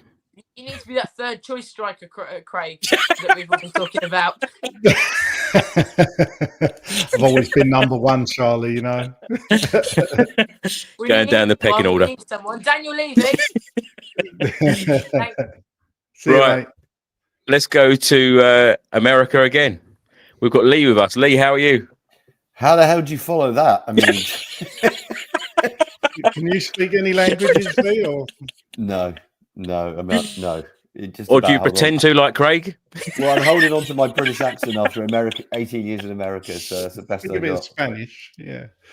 This is like Battle of the Suntans. This is Battle of the Suntans, isn't it? Like we've all been. Yes, looking good, Lee. Looking good. Lee, how are you feeling right now as a Spurs fan? Because when the season starts, I remember even being a kid, when the season starts, you think, yes, the brand new season started. We're going to win the FA Cup. We're going to win this. We're going to win that. How are you feeling? Are we going to win trophies this season? Are you optimistic? Yeah, I'm really optimistic. And I think, we've broken the curse in terms of winning something.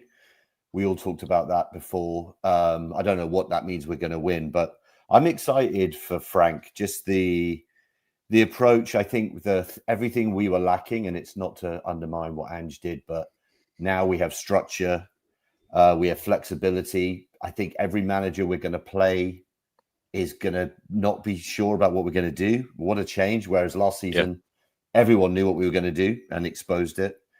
And yeah, it's a bit of a shame. We go through this 2-year cycle of starting all over again, but.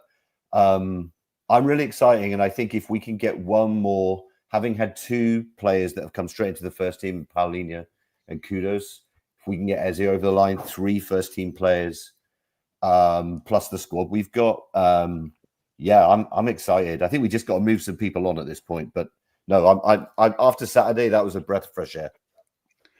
Who are we moving out, Lee? Who would you move on? Well, probably not surprising. I think Bissouma was time. I think it'd be great if we could turn some of those loans into sales like Solomon. But again, if he's injured, I don't know. It's interesting hearing your debate about Richie earlier. I was with you, Craig. I was like, yeah, it's time for him to go.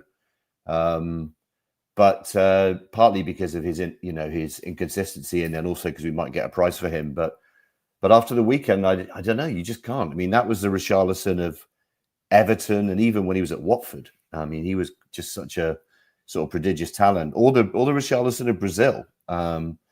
So I don't know who we've got to move on, but we've got to find space somewhere because we can't. I know we all want to add, but the maths don't quite add up. Lee, how do you stand on these statement signings? Because I know I've spoken on the podcast for the last couple of years, and I've always asked people who was the last signing you really got excited by it and literally were like, wow, they have signed for Tottenham Hotspur Football Club. Because if we do get this Eze deal done, I feel like this is a wow moment. But when you win the Europa League and when you win a trophy like this, it should be normal, shouldn't it, to then want to progress on to wanting to win more. Yeah, I think that's our sort of perennial mistake is we don't do that, right? We don't build on it when we have that opportunity. It's where we somehow just kind of take a step back. Yeah, I mean, I'm old enough like you guys to remember how I felt about Klinsmann. I was also old enough to I had a season ticket when we signed Ginola, and to see that guy play every week or every other week. That's what I think. Kudos, he does a lot more defending than Ginola did, but he's got that sort of bums off the seat moment of you don't really know what he's going to do. And I think Eze on top of that, I don't want to jinx it because it's not done until it's done. But I think we're so excited about Eze. Obviously, as a 10, but I think he could totally play on the left. I think he can absolutely play on the left. He's done that for Palace. And then you start thinking about those two in the same team with the people we have. And, it's the classic Tottenham. We're either really depressed about life or we're overly optimistic. But you start thinking about those guys in the same team and you're like, well, fifth is on. Fifth is on. A cup's on. Because they're just so exciting. Craig, when Lee says there about David Ginola, do you think you could have a conversation in French with him? Oh, Can you speak Ginola? French? Oh. Could you speak French as well? I'm trying to think of something funny. More than your Italian?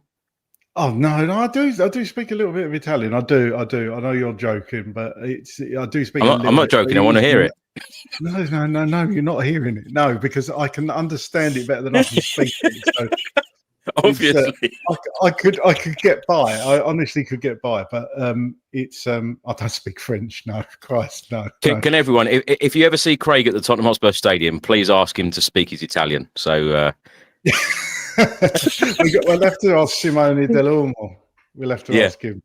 Yeah, he can give me some lessons, freshen up. But yeah, go on, take your question away. I'm trying to ask a question about somebody who's perhaps not on in the manager's thoughts rightly, and I'm trying to think of a player to ask you about that we haven't already spoken about. Well, so I'm going to actually. Can I throw a name in? So yeah, Brian Hill at the moment. What's going to happen with him? Because he hasn't even been given a squad number. Yeah. Do you want to see him come back into the fold? Do you want to see him sold? No, he's got to go. I mean, I'm actually, Solomon is the one that I was like, until he got injured, through whoever it was 3 seasons ago.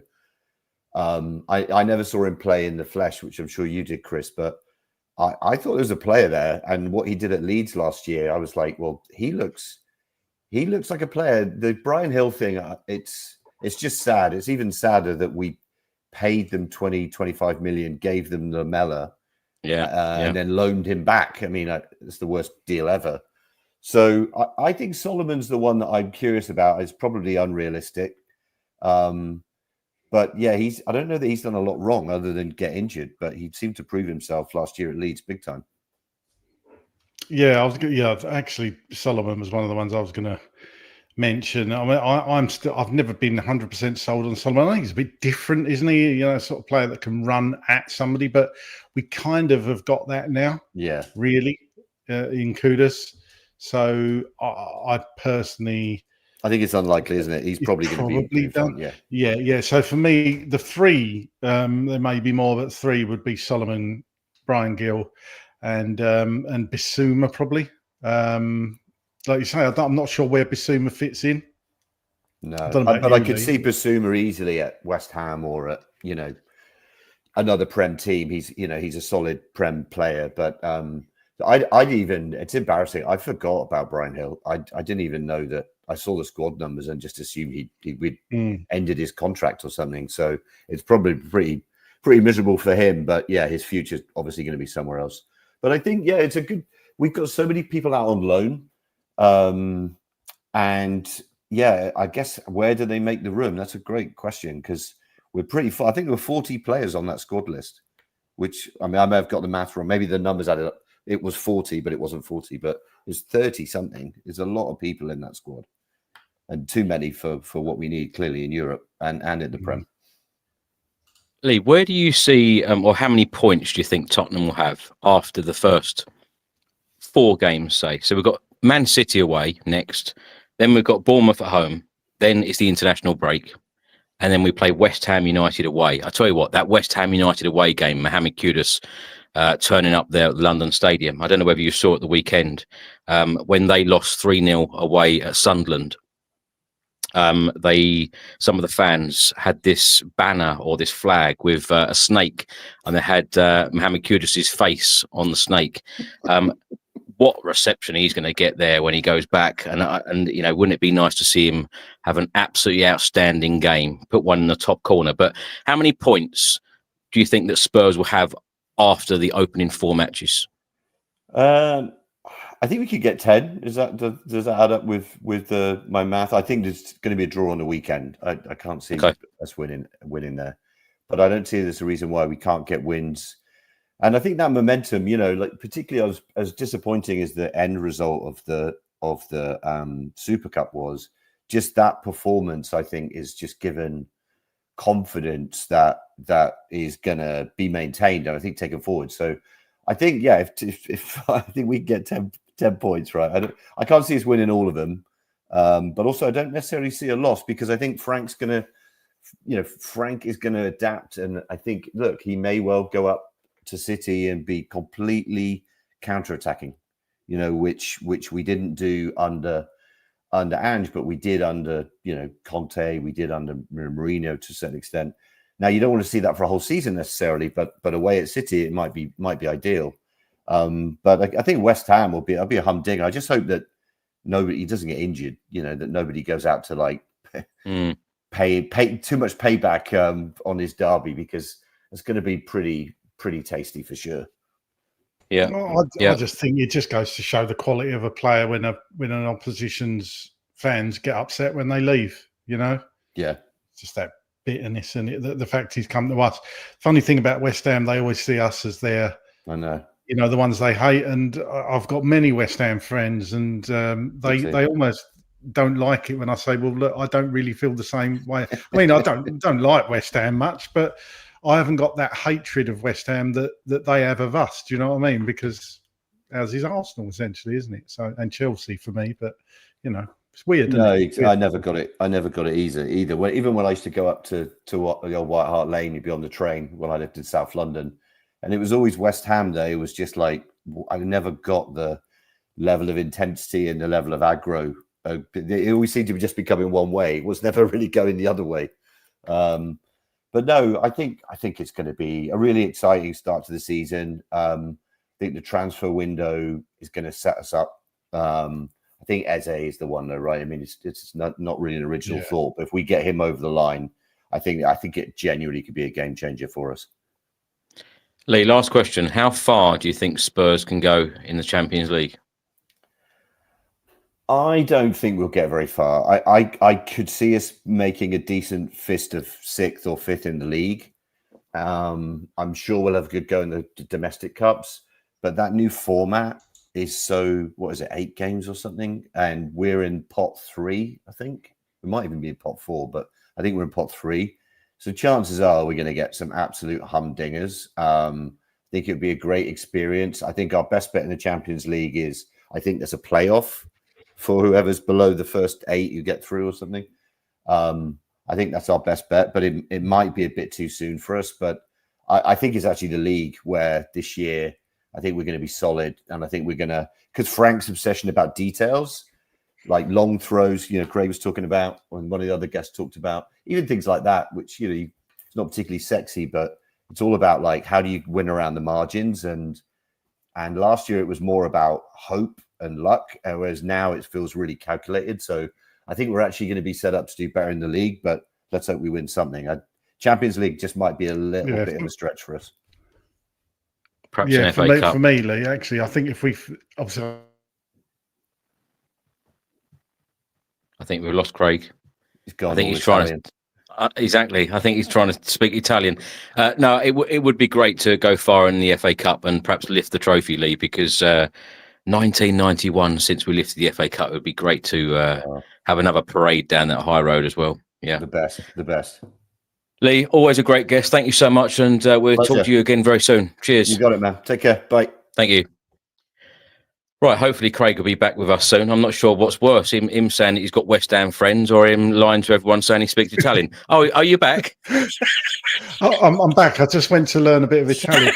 And I'll have you know that Mr. James Black has just confirmed what I said on our chat group. So I was right. It's 85% done. So there you go. 85%. Yeah, 85% done. So okay, there you go.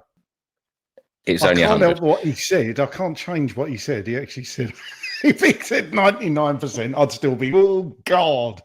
You know, right. You know what it's We're like. now going to go to Hassane in Congo. Hassane, how are you? Hey man, nice to see you guys. And you. It's been a while. It's been a while. Yeah, How are you feeling right now? The last thing we said to each other was Eze at the end of the season last year. Yeah.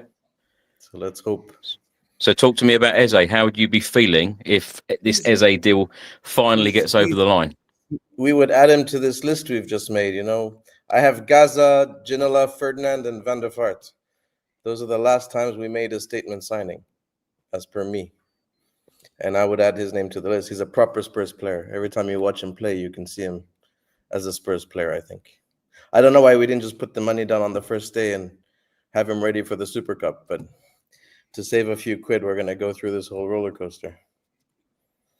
I'm not convinced that Thomas Frank was ever in for him, to be honest with you. I'm not convinced the club wanted him. I don't know.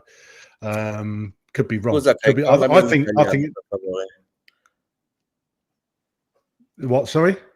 Chiedimi in italiano. Love it. I can't. My internet's gone down. I'm sorry. What did he say? So.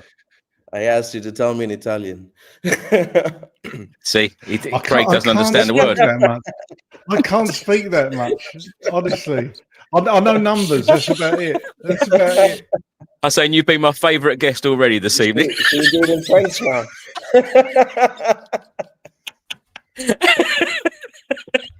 I can't. I honestly. I Craig, can't you still hear. with us? Sorry, Hello. Hello. No. Has the internet gone down? Can't hear a thing. I say, what do you make of the Burnley game on Saturday? No, it was good. It was reassuring. It was solid. It wasn't perfect. I mean, it's a promoted team at home opening day. We should have won comfortably. But we can see that there's a huge step up in terms of coaching. Yeah. I think that's clear for everyone to see. That is massive, though, isn't it? Now you can hear. You know. Craig, we're having a lot of the viewers and listeners asking, can you ask him a question in Italian or French? Hassane, come è passato il giorno al lavoro oggi? Non sono andato al lavoro oggi. Non ho lavorato. Oh, really? Oh, right. Okay. Sod you then. No, scherzo. Oh, it doesn't work. Okay. Fair enough. There you go. That's all you're getting. Okay. Well done. That's all you know. No. That passes. Was that right? Passes. There you go. See. A little bit. I can get by. That's what I mean. I'd never claim to be fluent at all. All right. Do you speak French? Say something to Chris in French. I speak a lot of languages, mate. Do you really? I've played in all 5 leagues, so I speak all the 5 languages of the 5 leagues. Oh, wow. Well, a polyglot, I think they call that, don't they? If you speak more than or old 4 languages. Yeah. Anyway. Very good. Very good. Anyway, move on. Back to Tom. Very impressive, by the way. Mickey van der Ven, somebody we haven't spoke about this evening. How important is he going to be to Tottenham? And will we see a drop-off if Mickey van der Ven gets injured like we did last season, do you think? Well, you could see we're not playing as high a line, so he doesn't have to make those 100-yard sprints. Yeah. But he's one of the people we don't have cover for. So that is worrying. So that is why he's very important, because there's no real cover for him. No left footer anyways. Maybe Davis, but I wouldn't be too confident going in with him as the backup left-sided center back. I think we've seen a good transfer window, potentially, if as it comes through. What I really wanted to see this year was no more buying potential and no more buying people for the bench. The only way to bridge the gap between our first team and our second team was to make sure everyone we buy is an automatic starter. And I think we've done that with Kudus, and we will do that with Eze. And hopefully we can get in at least another left winger, because we do need one. Johnson doesn't look too comfortable out there. Hassane, that's a great point, and that's exactly where I was going to go, because this transfer window seems to be very, very different to other transfer windows in the last couple of years, because it's heavily driven on buying players in with Premier League experience. How important is that going to be? I suppose that is quite a silly question, because when you're bringing in players with Premier League experience, they know exactly what they're doing. They're very used to the league. But buying ready-made players, we've spoken to a couple of guests already about buying the likes of Eze, being a statement signing, a game changer, someone who can turn a game, someone who can deliver that killer pass and put one in the top corner, score free kicks. This will be a hell of a signing if it comes off. Oh, yeah. But look what Man U are doing, the same thing. Look what Chelsea's done, the same thing. They're all buying proven Premier League players, and there's a reason for it.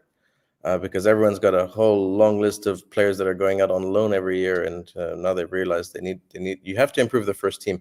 And for us, unfortunately, it's only one name, but it's a start. And I think it's a change of direction. I think hopefully the wage structure changes so we can actually. I mean, if you look at Man City, their signings are much cheaper than Kudus, but because they're paying those kind of wages, they choose to go to play for those kind of teams. And you saw the goals that Rangers and Cherky scored on the weekend. I mean, they're under 40 million, both of them, and they were on our list, but obviously we never had a chance to get them.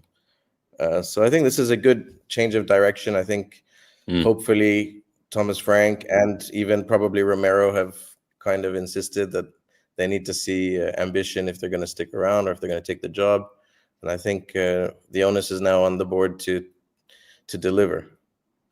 Do you think, I'll ask you as well, Craig, do you think that Romero has had that conversation? Because he criticised the club last year about ambition. Do you think that he's actually been in a meeting with Daniel Levy and Thomas Frank and said... He's had two... I think I'm positive two things have happened. Once, they've paid him what he wanted, so paying him as much as what Atletico Madrid would have paid him. And two, they've reassured him that they're going to be ambitious and they want to win. I think those are two key points for him to have been satisfied to sign a new contract. Yeah. Otherwise, why would he? Yeah, I think dead right. Yeah, I totally agree. I reckon conversations have been had. Kind of leads me on to my question, Hassane, actually. What constitutes backing Thomas Frank? Has he been, if we get Eze in, has he been fully backed? Or do you think there's still more work to do? He's short another starting left winger. I don't think Tell is ready. I don't think Odegaard is ready. We've lost Son. So we definitely need a starter there. We need a proven player there. And then we do need cover for left back, even though Spence is playing well there. But he can't cross with his left foot, so that's a bit of a problem. Although defensively, he's outstanding against inverted wingers. I think you mentioned how well he does against right wingers with left feet. So I think we still need some cover there, and then we should be okay. And then I don't think anyone can complain. Striker, I'm still not convinced because fitness issues and goals. I mean, Richarlison on his day can do what he did, but then how many of those days do we have? He hasn't scored more than 10 goals, except for 1 year at Everton. He's never done it consistently. Solanke, except for 19 goals for Bournemouth 1 year, he's never had double digits. So I don't think they're starting caliber strikers if we compare to the top four. So I think we may need a third striker just to cover for injuries, because I don't think we can hope, but I don't think it's likely that both will stay healthy the whole year. And given all the competitions we're in, that may be an issue. Last question for you. King Hoddle writes here, if it's only Eze, it's still an 8 out of 10 window. What rating would you give it if with Eze in the door? By Tottenham standards, yes. but for me, I would say 7. Okay. Which is still better than last year. Yeah. Always great to talk to you. Thank you so much. Right. And Cheers, we'll talk to you soon. Cheers. Ciao. Ciao. See? Ciao. Yeah, I can do that one. You can get rid of that. We're now going to go to John. John, how are you? How are you guys? Hello, John. We're very well, John. I'm in the hospital. Oh, sorry to hear that. Hope you're all right. There's a bit of noise around me, so I'm not sure what's going on now. I ended up in here Saturday night in a rather distressed state, shall we say.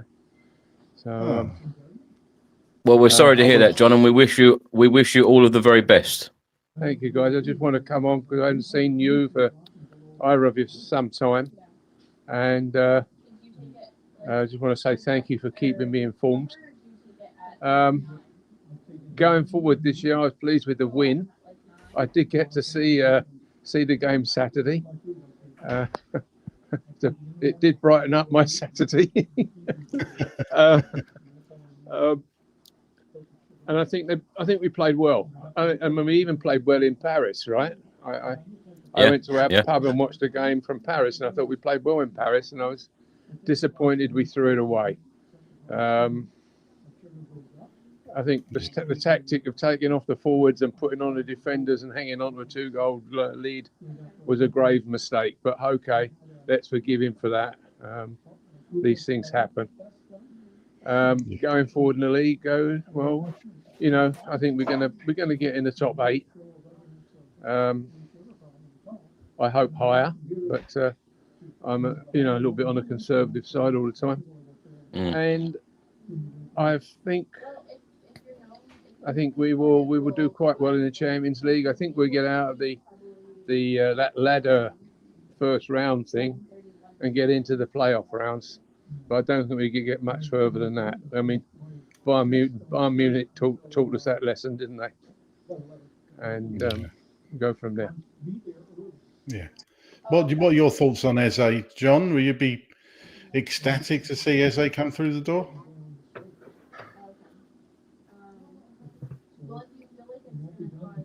Yes, okay, let's bring him through the door and then put him in the team. I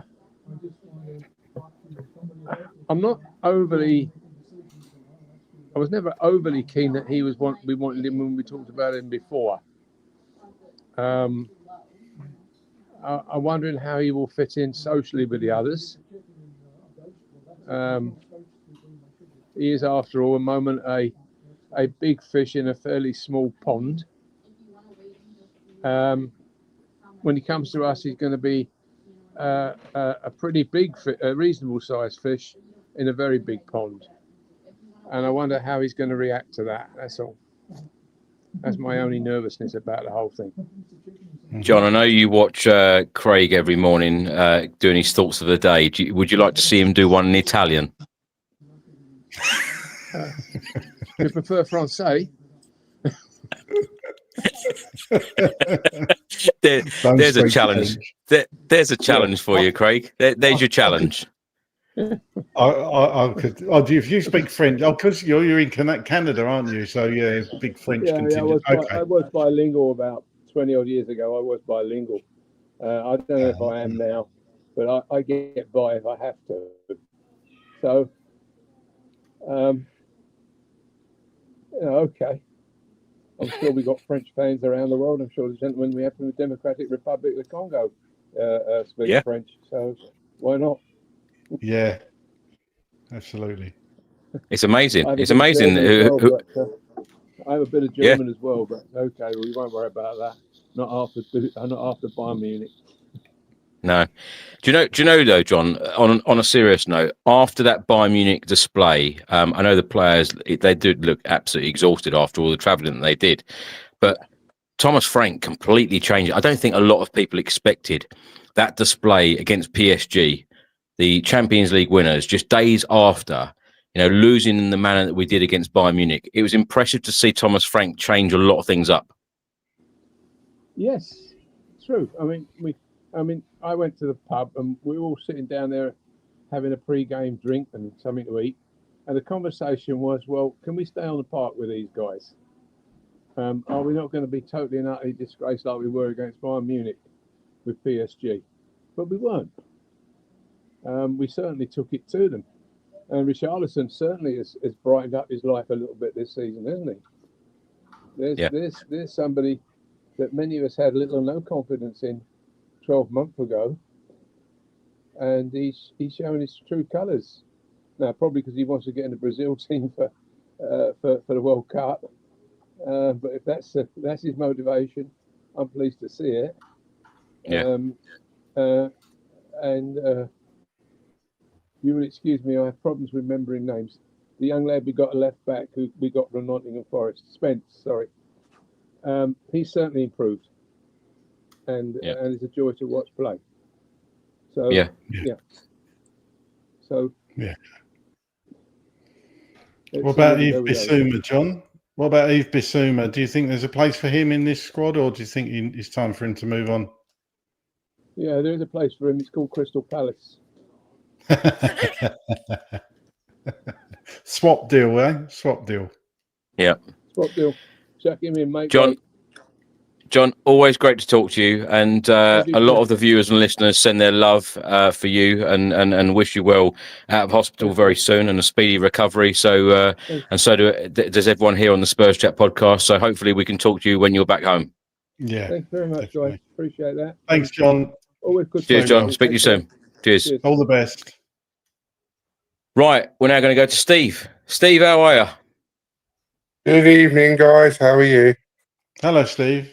We go from John in hospital in Canada to Steve with his singing dog. Steve, where's the dog? Yeah, I'm not teaching him to sing in French. Sorry, or Italian.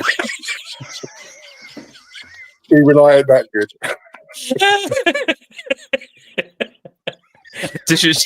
Does the dog only sing in English? Only English. Yeah, that's as far as I get. If the dog started singing in French, that would be the best. Win Britain's Got Talent, without a doubt. That's phenomenal. You're hearing it at Tottenham Hotspur Stadium every week instead of James, yeah, right? Steve, I said a quick hello to you, didn't I? After the Burnley game, you were smiling, I was smiling, everyone was smiling. The place, it was a good atmosphere, wasn't it? Yeah, it was. I was overly surprised because I wasn't sure what to expect. I think a lot of Spurs fans who I met outside were the same. They weren't sure what to expect from that game. But yeah, very, very good. Actually looked like we had our Tottenham back. Do you not agree? Yeah. Not getting carried away though yet. No. Well, we are third though. Come on, guys. It's better than the 17th, isn't it? Yeah, I don't know if we can claim that after one game, but I'll take it, Steve, without a doubt. 100%. 100%. Yeah. So, Steve, what would you give this transfer if it was to shut tomorrow? What would you give the transfer window? What would you give the transfer window if we bought in Eze? And what would make the transfer window a 10 out of 10? If the window shut tomorrow and we didn't get Eze, I'd probably give it a 6. But obviously, if you get Eze in, you've got to give it a 9 out of 10, haven't you? I think he's the missing link that we're looking for. So yeah, I just hope we get this deal over the line because it's dragging on for so long now.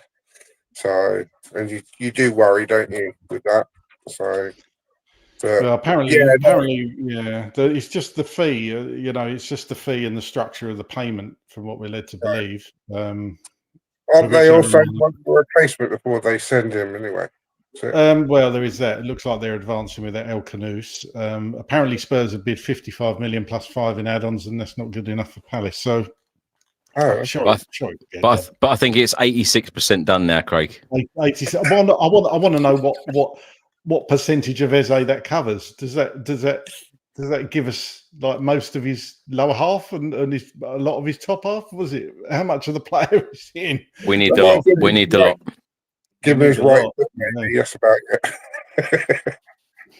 Yeah, Steve, how important is it that Christian Romero has signed a new deal, committing his future to the club?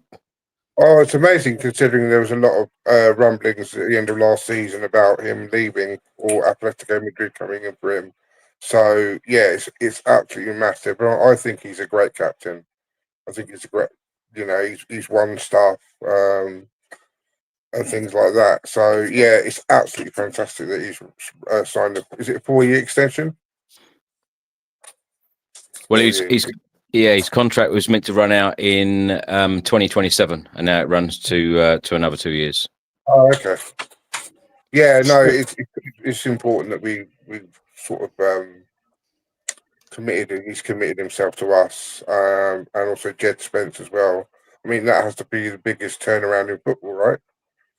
Considering he was supposed to, he wasn't. He was a club signing, and he was out on loan all the time, and then wasn't sure if he had a future at us, and then now he's like, and he's out that contract extension. So yeah, I'm happy both of them have re-signed. So we just need to get that Eze deal over the line, and I'll be happy.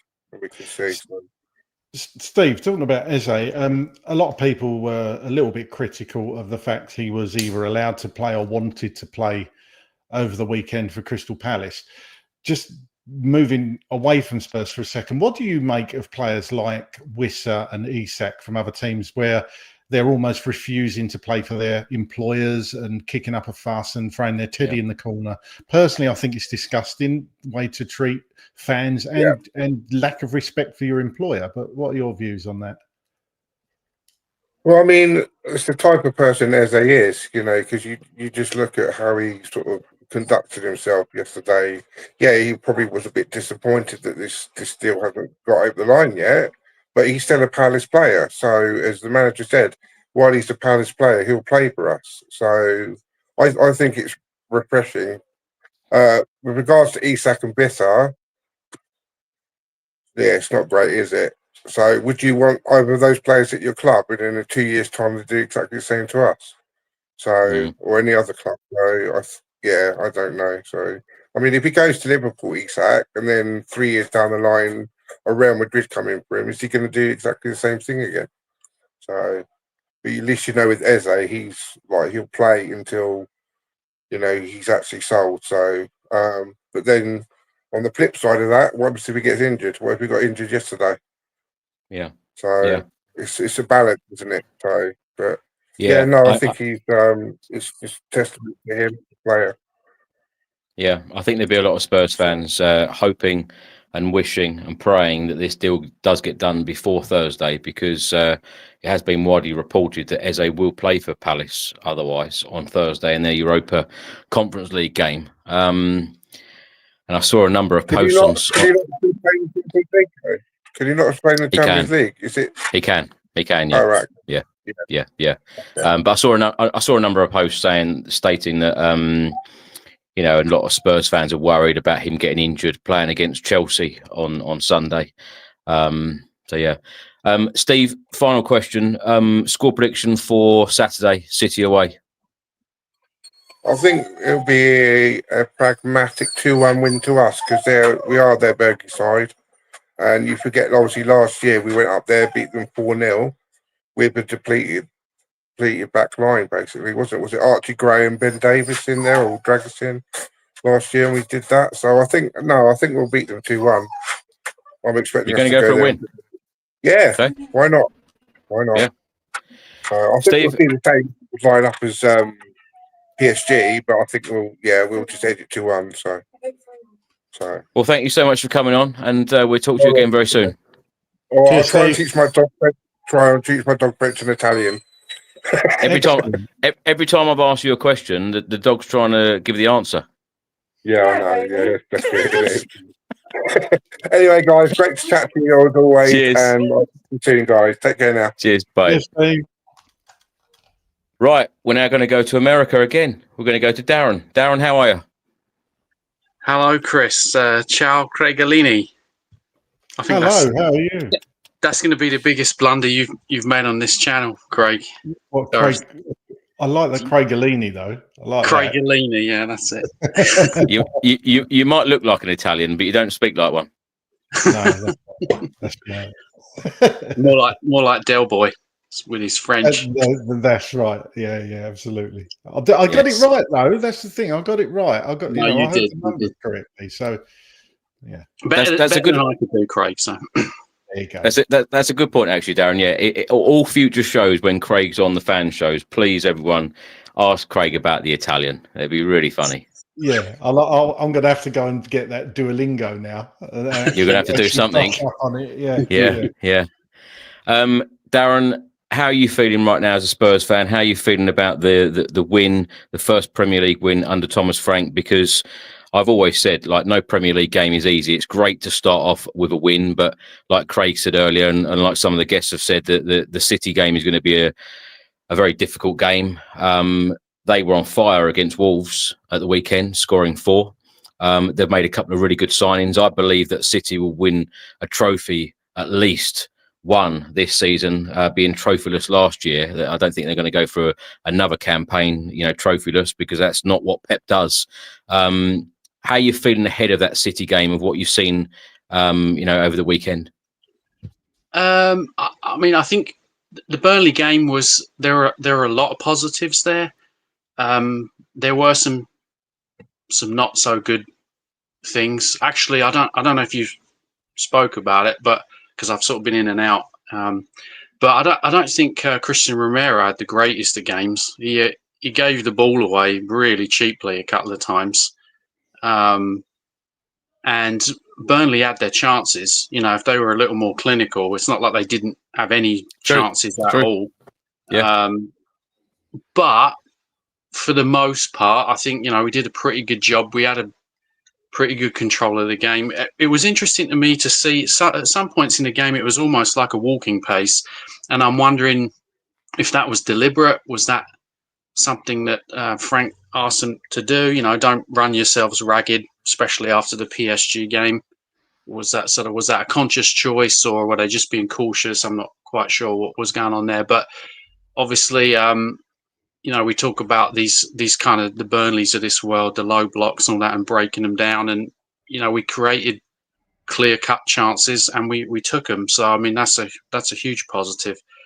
As far as Man City goes, I only saw the highlights of that game, and I think they're obviously clinical. We know they're going to create chances. They were absolutely ruthless in the chances that they created. They're new players like Rangers and Churchy. They looked great. They just walked into the squad doing great. But they didn't, like, they looked gettable. Like, Wolves also had some chances early on and played some decent football. So I think Wolves are a little bit unlucky with that scoreline. I don't think it quite tells the whole story. But like you were saying, after the season that Man City had last season, they're not just going to roll over and die and just take that. They're going to come roaring back, and they're not going to accept anything less than at least a trophy, and they're certainly going to be gunning for the Premier League title. So it's going to be a tough game. I think last time when I was on, you were asking me how many points are we going to take from our first 3 games, and I sort of overzealously said 9, but I mean, I'm kind of with everyone else. It's going to be a tough game, and I think I'm sort of expecting a draw. But we could nick it. Like I said, they're gettable. I think they've sort of maybe lost that little air of invincibility at the moment. People think maybe we can get at Man City a little bit. So it'd be interesting. Yeah, I never completely write us off against City, to be honest with you. That might be just purely on historical performances and results, to be fair. But I think you're right, Darren. I think City will always give you a chance, and I think with our attacking line, I mean, if we can get Eze in this week and have him in the fold, so to speak, I think we could, we got a chance. We always got a chance playing Manchester City. very rarely have they absolutely battered us in recent times, have they? So, there's always a chance. But to be honest, if you offered me a draw now, I'd probably bite your hand off and come straight back down the motorway to London with a point. To be honest with you, but what has to go right? Is it just the fact that it looks like we haven't got any major injuries from the weekend, which is great. What has to go right for Tottenham? Is it the fact we have to play our very, very best, or does City have to have an off day? And what formation do you think Frank is going to employ at the weekend against City? Yeah, I was wondering about that. If you would go back to the three at the back, or the five, the 3 and the 5, like he did against PSG, maybe you might employ something like that. I mean, it seemed to work pretty well. We're definitely going to have to keep it tight early on. You can't give away a cheap goal and let City get like a sort of a vice grip on the game.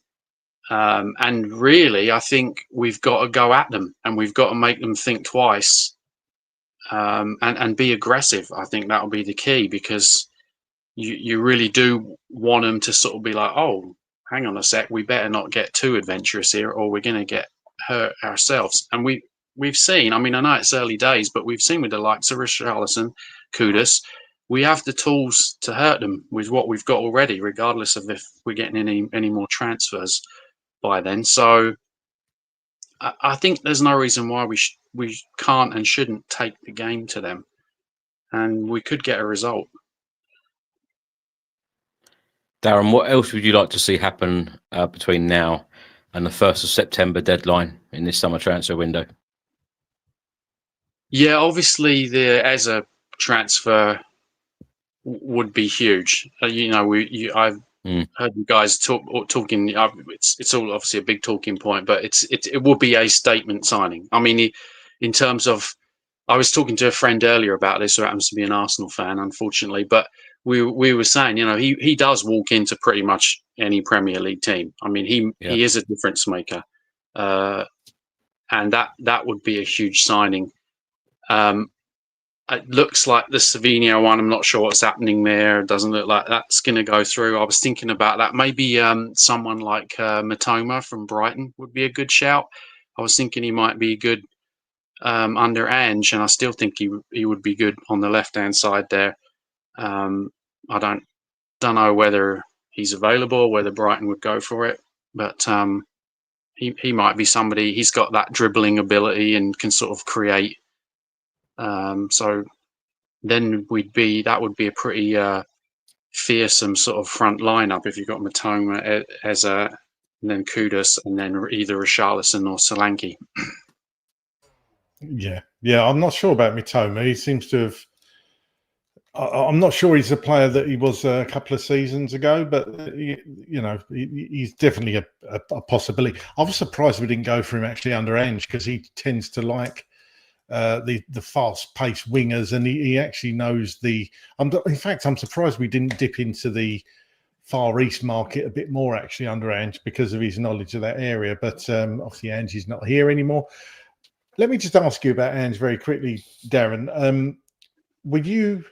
Were you gutted that Ange wasn't given? I know Thomas Frank's in, and we're all behind Thomas Frank now. But how did you feel when Ange got the boot?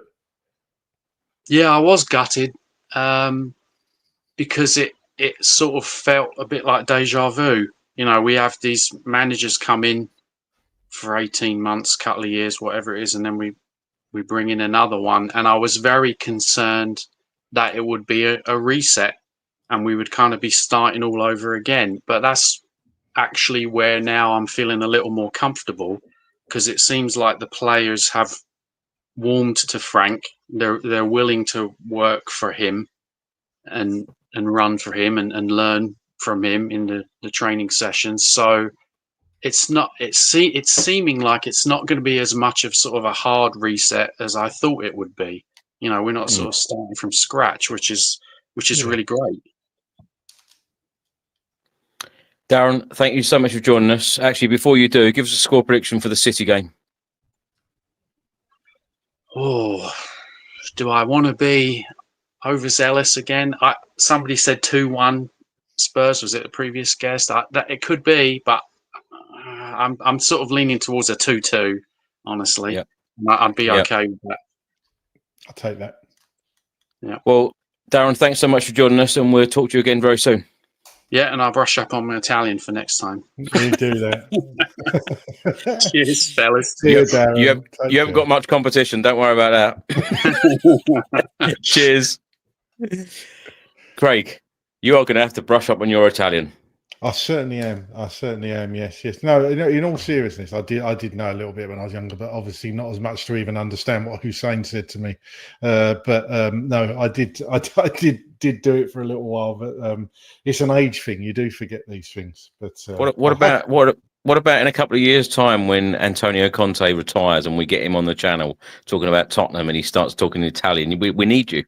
Oh no, we get Simone Dell'Ormo on there for that. I think I'll pass it to him. I think we've got one more guest. I think George is with us. George, if you turn your camera on, we'll bring you in.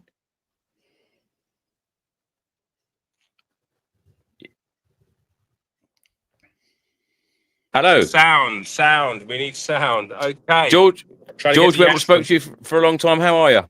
I'm good. How's everybody doing? All good. How are you feeling right now as a Spurs fan? What do you make of the Burnley win and Thomas Frank? A lot has changed since we last spoke to you.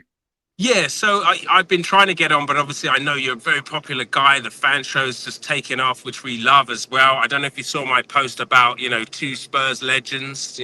You're soon to be a podcasting legend for Spurs. So glad to get on. And as a Spurs fan, I'm feeling very, very, very, very optimistic at the moment. As you know, I was a big advocate for Ange, 100% behind Ange, and now I'm 100% behind Frank. And it's been an interesting start. The PSG game, I've got my comments on that. I do feel as though Frank took the disciplinary action against Bissouma. However, we could have done with Bissouma coming in for Paulinho to shore things up, and that could have cost us, that title, as it were, being 2-up. But we move. It's just one of those things. But again, coming into the Burnley game, I think you'll remember that I've been a big advocate for Richarlison. I've always maintained that he's Brazil's number 9, and he is still the same player we had last year. But now all of a sudden, the Spurs fans are like, oh, he's revamped under Thomas Frank. No, he's the same player he was. He has always been and will continue to be Brazil's number 9. So plaudits to him. I don't think we should be getting rid of him. I don't think we should be getting rid of Biss neither, because we do need squad depth, and these are players that have turned up for us. They will ever be cemented in the club's history because they all played in that final, and we won, along with Brennan Johnson, who apparently just scores tap-ins, but we'll take the tap-ins, and I've mentioned it before that Gary Lineker was the king of tap-ins, so no problems there with regard to the types of goals that are being scored. So as a Spurs fan, to answer your question, very, very optimistic at the moment, and I think we're going to do big things. George, a player we haven't discussed with anyone tonight, actually, Pedro Porro. Thought he had a really solid season last year. Yes. Do you see him improving even on what he performed at, the levels he performed at last year? Do you think he's going to do well under Thomas Frank? Yeah, I think Porro is, he's got that grit and he's got that determination. And the fact that we have Jed Spence who can go between left and right back, 100% we need.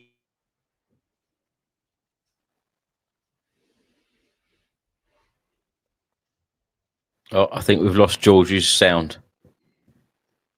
Yeah. Oh. Craig, why? If George comes back, we'll get him back on. Let me ask you about the City game on Saturday.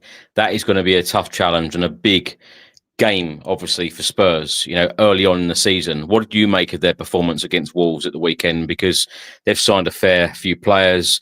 And like I said earlier, I don't feel like they're going to be trophyless again, because it's not what they do under Pep Guardiola. Him and his squad are so used to winning trophies. Yeah, I didn't see the full game, but what I saw of it, it was pretty bog standard City, what you expect from City. The new signings, it's been mentioned, look very, very capable straight away. I mean, it is funny with City. They seem to sign players that come straight into the Premier League or straight into the City team and just hit the ground running. Haaland did it. Reinders did it. Cherky, really good performances by them, and they're going to be a threat. No bones about it. They're going to be a real threat this season. We've got George back now. My back. Okay, thank you. Of There course, you go. everybody decides to ring me at the crucial moment, right? Okay, so where were we? We were talking about Porro. I think Porro, yep, excellent. I think all the players we have from a squad perspective, I don't see anyone who's kind of detrimental to the team. I think Frank did a really good job bringing in Bergvall and Archie Gray. Coming in to play against the Burnleys, teams coming up from the Championship. I think they're more than capable of holding their own, because if they were at a club and they were out on loan, they would be playing at that level. We're fortunate that Ange gave them enough experience to be able to compete, and when technically they've got more Premier League experience than 90% of the Burnley players or the players coming through, even though they may not be as mature in terms of being professionals. But I think they can all do a job. We've got Kulu coming back as well. Now, somebody mentioned about having a third striker. I think it was Charlie. I do believe that Tell could potentially hold the line, but more importantly, Mohamed Kudus can lead the line for us all day long. Now, obviously I'm in LA, so Sonny's just arrived, and his one deficiency when it came to leading the line was his hold-up play. Mohamed Kudus is capable of leading the line for Spurs and being that kind of option as a striker. And then ultimately, next year or the year after, when Kane comes back, he can take on the Llorente role of being able to come on and play that third striker for us. So very excited about Kudus and his progression so far. Yeah, George, I think you're right. Sorry, Chris, just about in there. I think you're right, George. Spot on about Kane. I think that's why they're keeping Richarlison around. I think Kane's coming back next summer. I do. I genuinely do. Exactly. Imagine having Kane off the bench for 15 minutes, 20-minute cameos here and there. Now you're talking about keeping the levels. George, talk to me about Heung-min Son. What's LA been like with Son going there? Yeah, so Sonny coming home to LA, if you like. I mean, I don't know if your viewers are aware, but I think LA has the highest Korean population outside of Korea. So it's like a homecoming for him. He's played really well to start with. And obviously with Lloris there, he had a fantastic game the other day, Lloris. He kept him in the game. I think they drew 2-2. That was the last game I kind of saw. Coming to LA, it's going to be an amazing thing for US soccer. The stadium itself, sorry, people keep messaging. The stadium itself, I don't know if you're aware, but a friend of mine was actually involved in the actual development of the actual stadium. And it was built to a 22,000 capacity, but it was built in a way that it would grow with the team. So the home supporter, the home support cop, the home end is actually designed based off of the Borussia Dortmund yellow wall. So they've built the stadium in a way that it would grow with the club. So it's only 22,000 capacity right now, but Son coming to LA, they're going to fill that stadium. They'll sell shirts left, right, and center, and there is definitely Son mania. So it's like a homecoming for him, coming to LA for the Korean community and the population here. Will you go and watch him? Yes, of course. I mean, I watch LAFC. I do actually have an LAFC shirt. It's a Bale one, actually. So I do watch them on a not on a regular basis, but yeah, I've got a couple of friends who've got seats there, and we tend to go and watch. But for sure, 100%. Yeah. That's good. So I think Solly's going to do really well at AFC, and like you say, I think the Korean contingent there are just going to love him just as much as we did, to be honest with you. So it's really good. Most definitely. Yeah. And then I suppose moving on to signings now, Eze. I mean, I'm a big fan of Eze. I was also a big fan of Morgan Gibbs-White.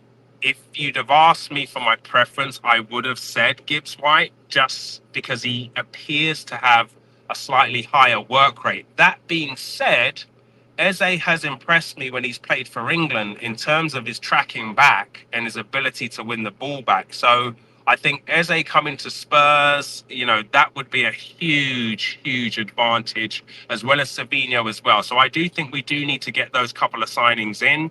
I don't think we should be quick to get rid of Biss. I don't think we should be trying to get rid of anybody right now, because in terms of squad depth and being able to compete on all fronts, we definitely need all the help we can get. But I think, it's unfortunate with Madders getting injured. One of the big challenges from a negotiation standpoint is what number is he going to take? So I don't know, maybe Madders might have put in a call to him and said, look, Ez, I'm going to be out for the season. Here's the number 10. I don't know if the squad numbers are already determined and whether that can be changed.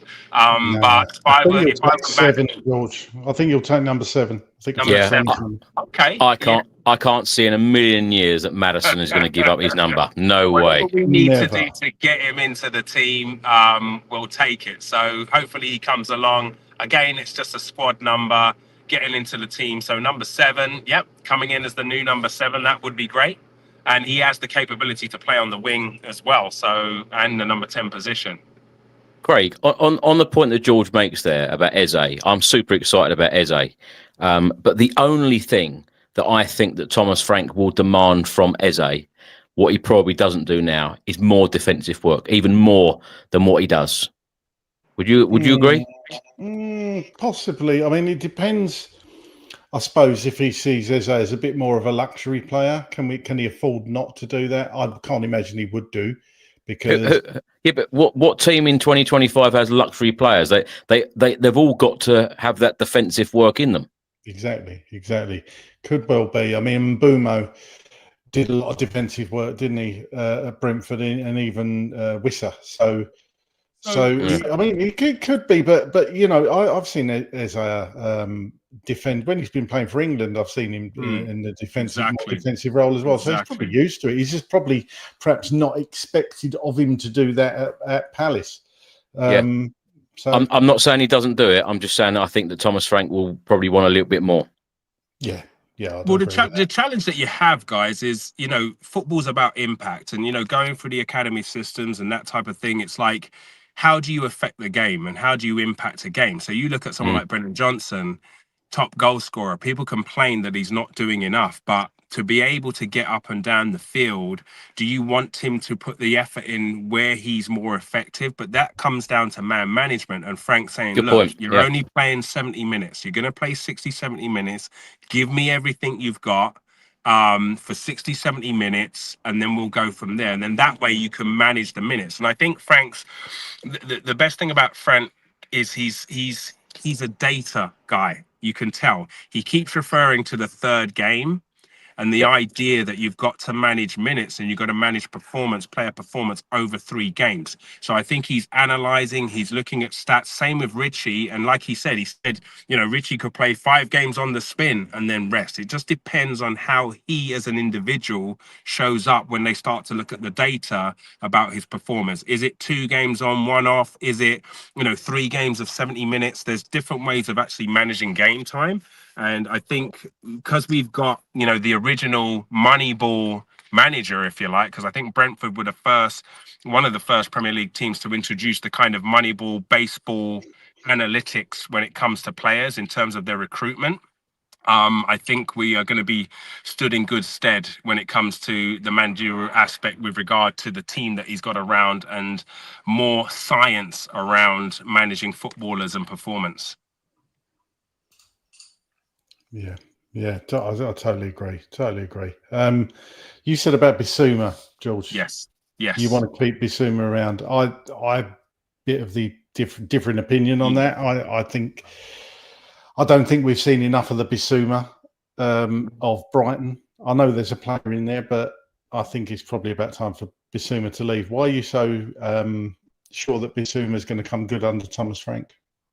I think it's to do with squad. So one of the biggest challenges when it comes to managing players and playing time is who's going to sit on the bench, who's going to be hungry, who can we have on the bench that can come in and keeps the levels. With Basuma, it seems like perhaps maybe there are some attention issues. I seem to find that if a player is a little bit different, or if a player, sometimes if their hair's too long, or if they're a little bit too much of a punk rocker, or if they're too into social media, we're quick to kind of say, okay, they're not focused on football enough. But I think Biss has a key part to play in the sense that you take off a Bentancur, or if you take off a Paulinho, Basuma can come in, and if he's coming off the bench, maybe that's going to make him a little bit more hungry to get that start. And I think there's a place for everybody to start, because when Biss is on his game, he's a quality player when he's on his game, and he definitely has a job to do for us. And that's the type of player that you want to create that squad depth, because in comparison, is he a starter? If he's fighting for a starting place, maybe we'll see that level of improvement. And I think with all players, when you're coming into the World Cup, when you're coming into World Cup year, players tend to perform at the end of the day. So I think Biss, I think he's got a job to play. And again, every player that played in that final is as far as I'm concerned, they will always be, a Tottenham legend. I mean, anyone who wears the Tottenham shirt to me is a legend, but to have played and to have won that final, I think, barring one exception, to play and to have won that final, I think, he deserves to be able to be kept around, to be able to play a part in Tottenham's success moving forward over the next couple of years. It's a funny one, George, isn't it, with Basuma, because you think that Thomas Frank is the guy to get the best out of players. And we've seen that so often of him doing that at Brentford, where he's very often got the best out of players, where a lot of people have been extremely surprised, and a lot of these players, with the deepest respect, there haven't been big money signings, and he's managed to get the real best out of them. But with Basuma, he has lacked consistency, and I think it's fair to say that we've not seen the Brighton version of him. We've not seen the Everton version of Richarlison, although Richarlison played extremely well on Saturday and in both the finals that we've recently played in. So I suppose Basuma needs Thomas Frank. Thomas Frank may need Basuma. Exactly. And I think Thomas Frank made a big statement not taking him to Italy, and you could say that perhaps you could argue that we could have done with him, but he was prepared to make that sacrifice for the team. And I think Biss has had some issues. He had some issues under Ange, and Ange managed to get him around and got him to come good. I mean, he's late 20s. He's 27, 28. He's a mature player. He is a mature player, and he is very capable. He's a very capable technician on the ball, and he's capable of doing a job for us. Whenever we talk about getting rid of the likes of a Basuma, my first thought is, well, how much would it cost to replace him? How much does it cost, and who do we get to replace him?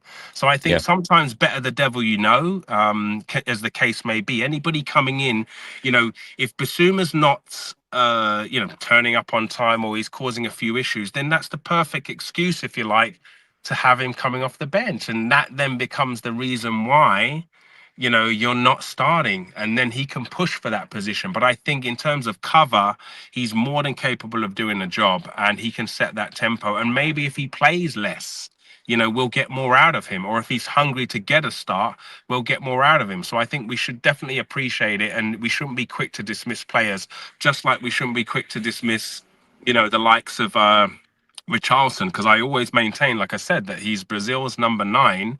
We get rid of him, he's going to go somewhere else. He's going to be successful. He'll probably win the Golden Boot at the World Cup, and then we're like, well, okay, what happened there then? We just missed out on one. So I think we should always give the players, the benefit of the doubt. Same with, Brennan Johnson. People, for all his, goal contributions, people will still say that they don't like him, or they don't rate him, or they don't. I mean, what more has the kid got to do? Do you know what I mean? Yeah. But sometimes if you don't fit the mold, people are a little bit more, challenging. It's interesting, for Tell, for example, Tell misses a penalty. He gets totally berated. Everybody forgets that Mickey van der Ven missed a penalty, but it's okay for Mickey because he scored in the game, right? But it shouldn't be that way. It should be the same. They're all Tottenham players. They all wear the shirt. We should be proud to have them, and we should always get behind the players and get behind the team as a whole. Yeah. George, lastly, score prediction for Saturday, the City game? Off the top of my head, I've got a feeling it's going to be a draw. We have gone up there and done very well against them and we've won, but I've got a feeling it might be a similar PSG situation where we may go ahead. Maybe we've learned from the PSG game and we might be able to hold them off. There's a potential for us to win, but I think it's going to be a draw, and I would definitely take a point going to the Etihad, given how they started off the season so far. Yeah. George, always such a great guest. Thank you so much for all of your input, and hopefully we can get you back on again very soon. Most definitely. Take it easy. Ciao, Bella. Ciao. You're gonna have to start announcing him as our European Italian correspondent. Thank you for that. Thank you for everyone joining in this Italian theme with Craig. Yeah, I can see this carrying on throughout the season. Yeah, molto bella. Yes. Cheers, George. See you soon. Come on, you Spurs. See you, George. You're not going to live that one down, Mr. Dearman. I honestly, it's all good. It's all good. It's I'm very comfortable in my knowledge of Italian, and I'm happy to admit that it's not. Yeah.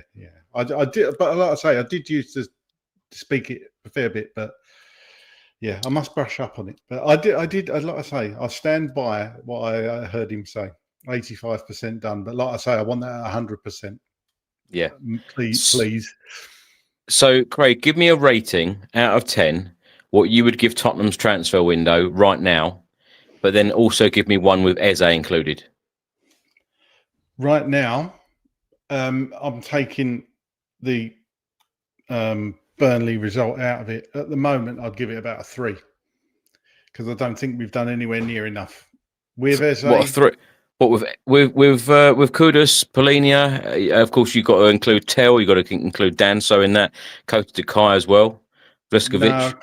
No, I can't include Tel or Danso because they was already here. It just means their moves have been made permanent. But they have signed. Oh, I know, but Danso was an obligation. Tel, I've never been 100% convinced about yet. I think he's a decent player. I think there's a player in there, but I haven't seen enough of it yet. But I three is harsh, though, isn't it? It was 2, wasn't it? You asked me a few weeks ago, and it was 2. All right. I'm not asking you to change. It's your opinion. No, I think you're probably right. I would say 4.5. I would say 4.5 at the most for me. Sorry, I just don't think we've done enough. If it was to shut tomorrow, I'd be bitterly disappointed. I really would. Because I just don't think it's enough. So with Eze, what number are you going to give it? With Eze, I'd give it an 8, probably. I think it jumps that much for me. And if we manage to do, I think me and you spoke a few weeks ago. If we got in Eze and Savino, I don't know what Savino's happening. If we got a player of that level, perhaps plus one more, it's approaching a 10. It's approaching one of the best transfer windows ever. Yeah, because Spurs seem to be addressing the areas that we know they need to address. But 2 weeks to go. Hopefully, Eze is going to get over the line the next few days. Fingers crossed, and then we can, we can look forward. But I'm not going to breathe until he's holding up the shirt. So, if Eze does get over the line, what would be the expectation from most of the fan base? Do you think this season, in terms of league position, in terms of cups? That's a good question. Because what would you consider as a good season? So you at the end of the season, you come on here and say, "Yeah, we've had a good season." What must we have done? If you're asking me what would a great season to be, it'd be qualifying for the Champions League again. A good season would be qualifying for the Europa League, I think, and a decent cup run in whatever cup that may be. I think we're going to get through Champions League. I think we'll probably finish between 9th and 24th. I think we'll go into a playoff, and then it's obviously just a 2-legged game, so that will be interesting. But a good season. But look, we're not going to finish lower than 17th, please. So the league position is going to be improved on. But I just want to see us, more competitive in the Premier League and getting back up that table and qualifying for the European places. I think that would be a good first season for Thomas Frank. Yeah.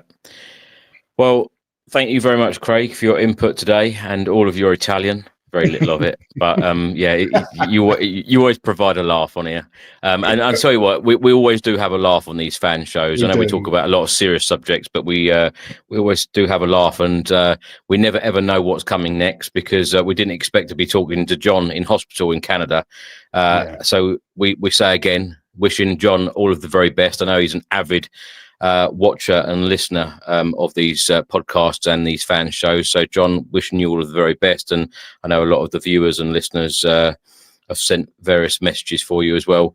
And thanks so much to all of the people that have come on today, giving their thoughts on Spurs. We always love to hear from you. So if you do want to get involved in a future episode, please do send us an email, tottenhamfanchris@gmail.com. It'd be great to talk to you either after a game or midweek, talking about transfers, talking about Thomas Frank, talking about the games, talking about anything you want to talk about. So you can come on and, talk about whatever you wish. Craig, thank you so much. Thanks to everybody who's watched and listened to this podcast and fan show today. Thanks so much for all of your incredible support, and we will be back again very soon. Stay safe and well. Come on, you Spurs.